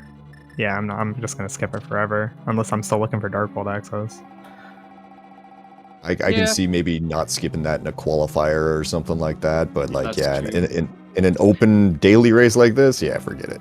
Well, the thing with this seed is that I never even had an opportunity to do it. The one time I was up there, I didn't have fire. Yeah. And when I go to save the portal, Hera Basement, it's either I go the super long way through Paradox, go do it right now, or just say it's dead and just never do it. Yeah, no, I can see why you would make the call you did there. If Desert was empty, I might have gone up there next. Over doing the Smiths. I mean, you would have had Smiths. I don't know. I think to be honest, if Desert was empty, well, no, I guess you couldn't have done Pyramid Fairy. Never mind. Yeah, because TR was was figured, the last like, pick, right? So like, it would have been Desert ends Smith. up empty. I'm out of options. Like my portal's dead already. Might as well go all in on the worst check in the game. Ugh. Yeah, that's always a fun time right there. And now that I come to think of it, I actually was joking that climbing Hera without a weapon and pulling a sword out of that. Hey, go me. Anyway, we got Professor Pixie most of the way up GT at this point. Going to be last of our restream runners here into Aga 2 here. Going to hopefully have a nice smooth Aga fight there. What'd you think about these patterns up here? What, Aga? You're lucky to get Aga patterns. Cycle. I think I did 4 cycles. Yeah. You guys had a really entertaining GT climb, I will say, because you two were within frames of each other. I think leaving Moldorm too. I think Vortex was like maybe like something like 5-6 frames ahead. Vortex, you bonk into a wall. Koi takes the lead, going into Aga 2, but then you make it up with a triple on Aga 2. So the end was a ton of fun to watch for sure. I bet Koi might have gotten more than one hit in the first cycle too. It Yeah, was To make it 2-2-0-2. even more interesting. Yeah. I got I think 1-3-2? Or like that must it was 1-3-2 or 1-2-3.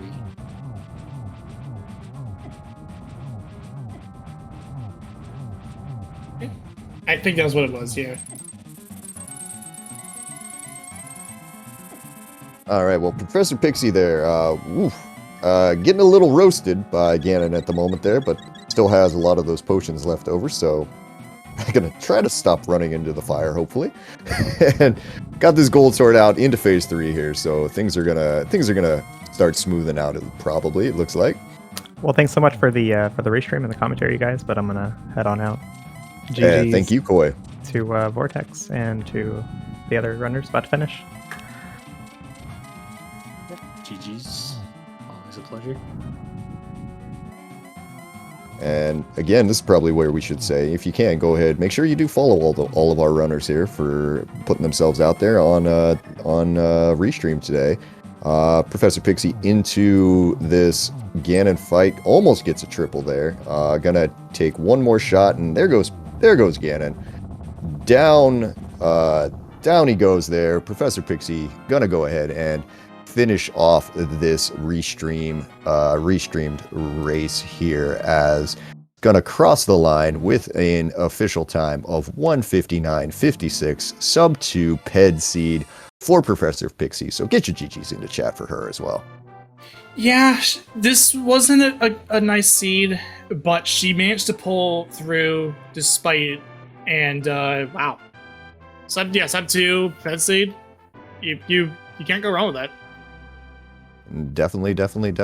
And got Professor Pixie hanging out in the thing here.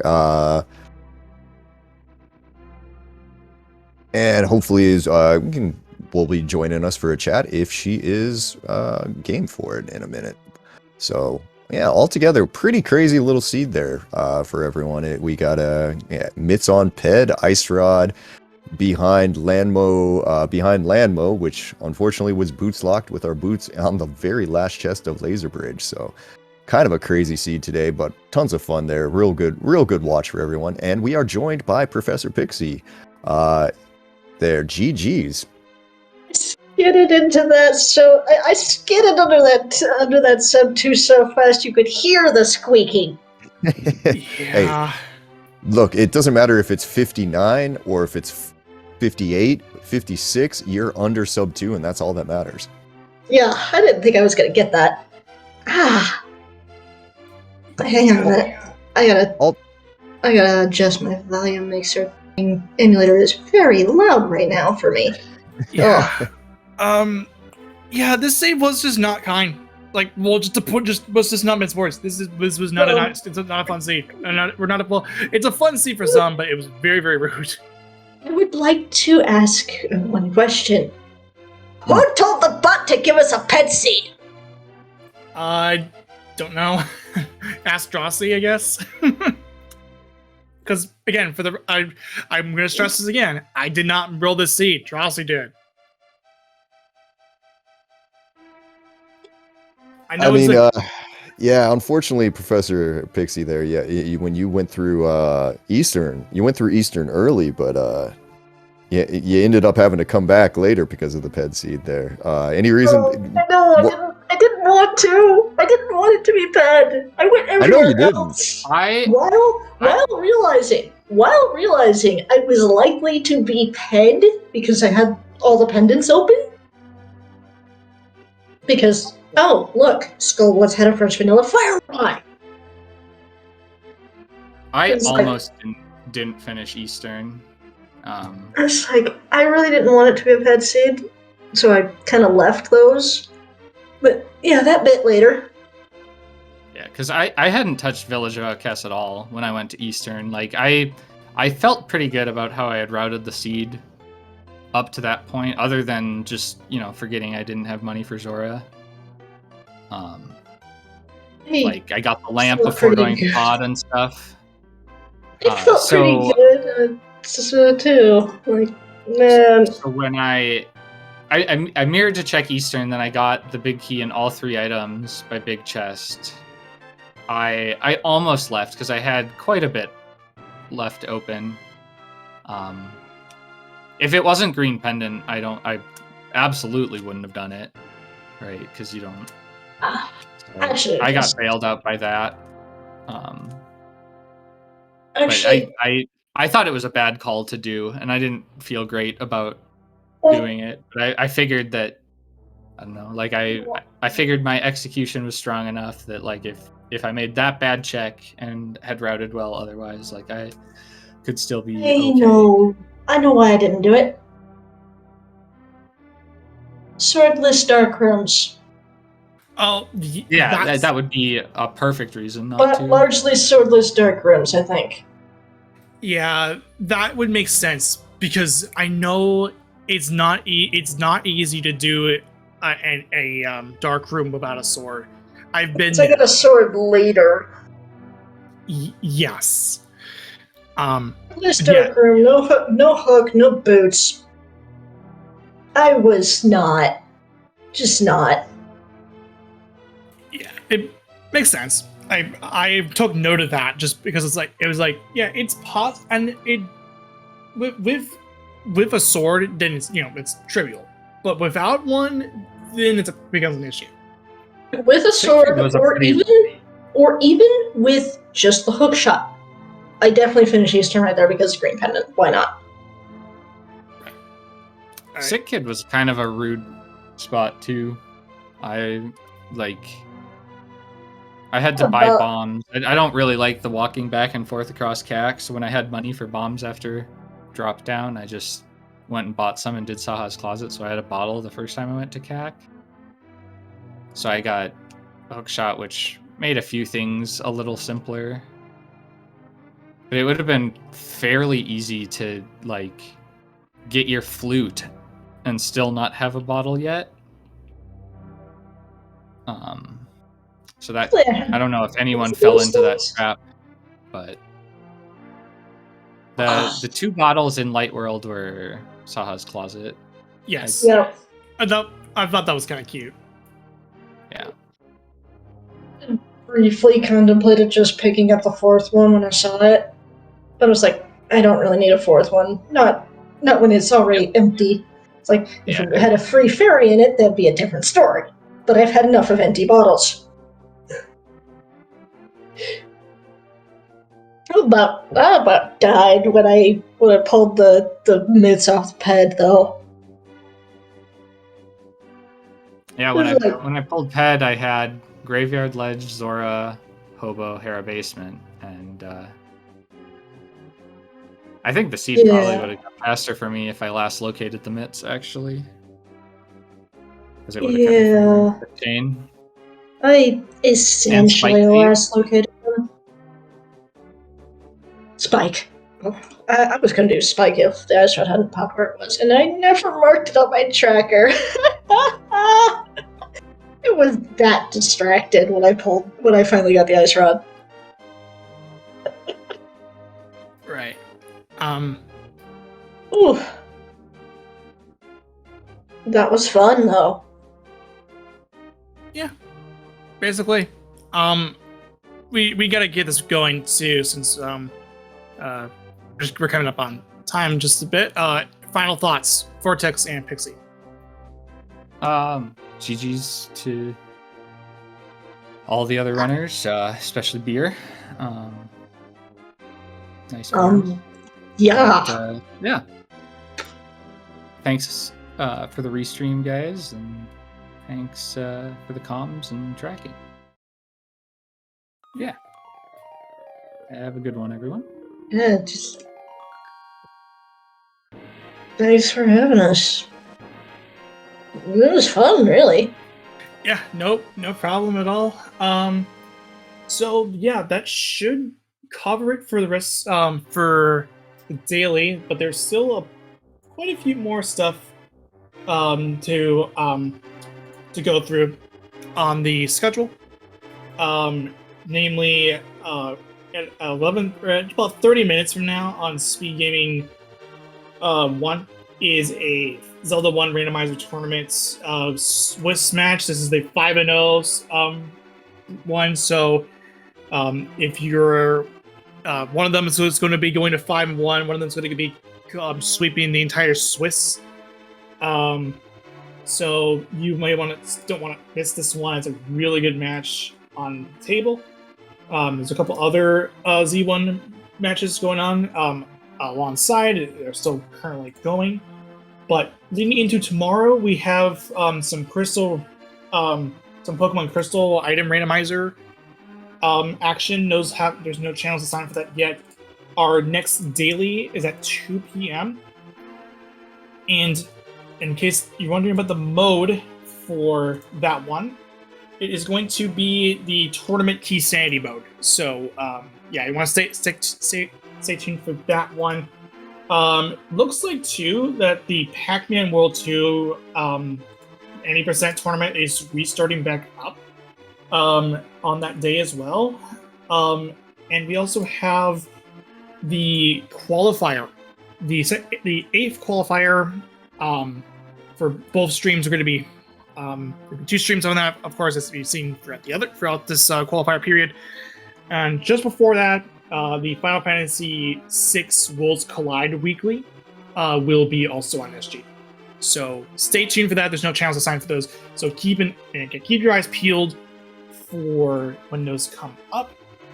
And yeah, of course, you want to just go through the typical cleanup work as we tend to do. Shout outs to the runners. They put on an excellent performance. Thanks to Matt Ewalkart and Lady Laura Linda for tracking. And of course, Days Cloud. It's been a while since we calmed together, but man, it was fun. Well, thank you, Professor Render. Yeah, it was a ton of fun. Had a good time. It was 2 hours of, well, a lot of walking until we found those boots, but we did find them eventually. So it was a good time. Glad to work with you again. Yeah, it was quite a fun one. So from until then, stay. Have a nice rest of your evening, or morning, afternoon, wherever you are, and just stay tuned for the next one. And yeah, take it easy.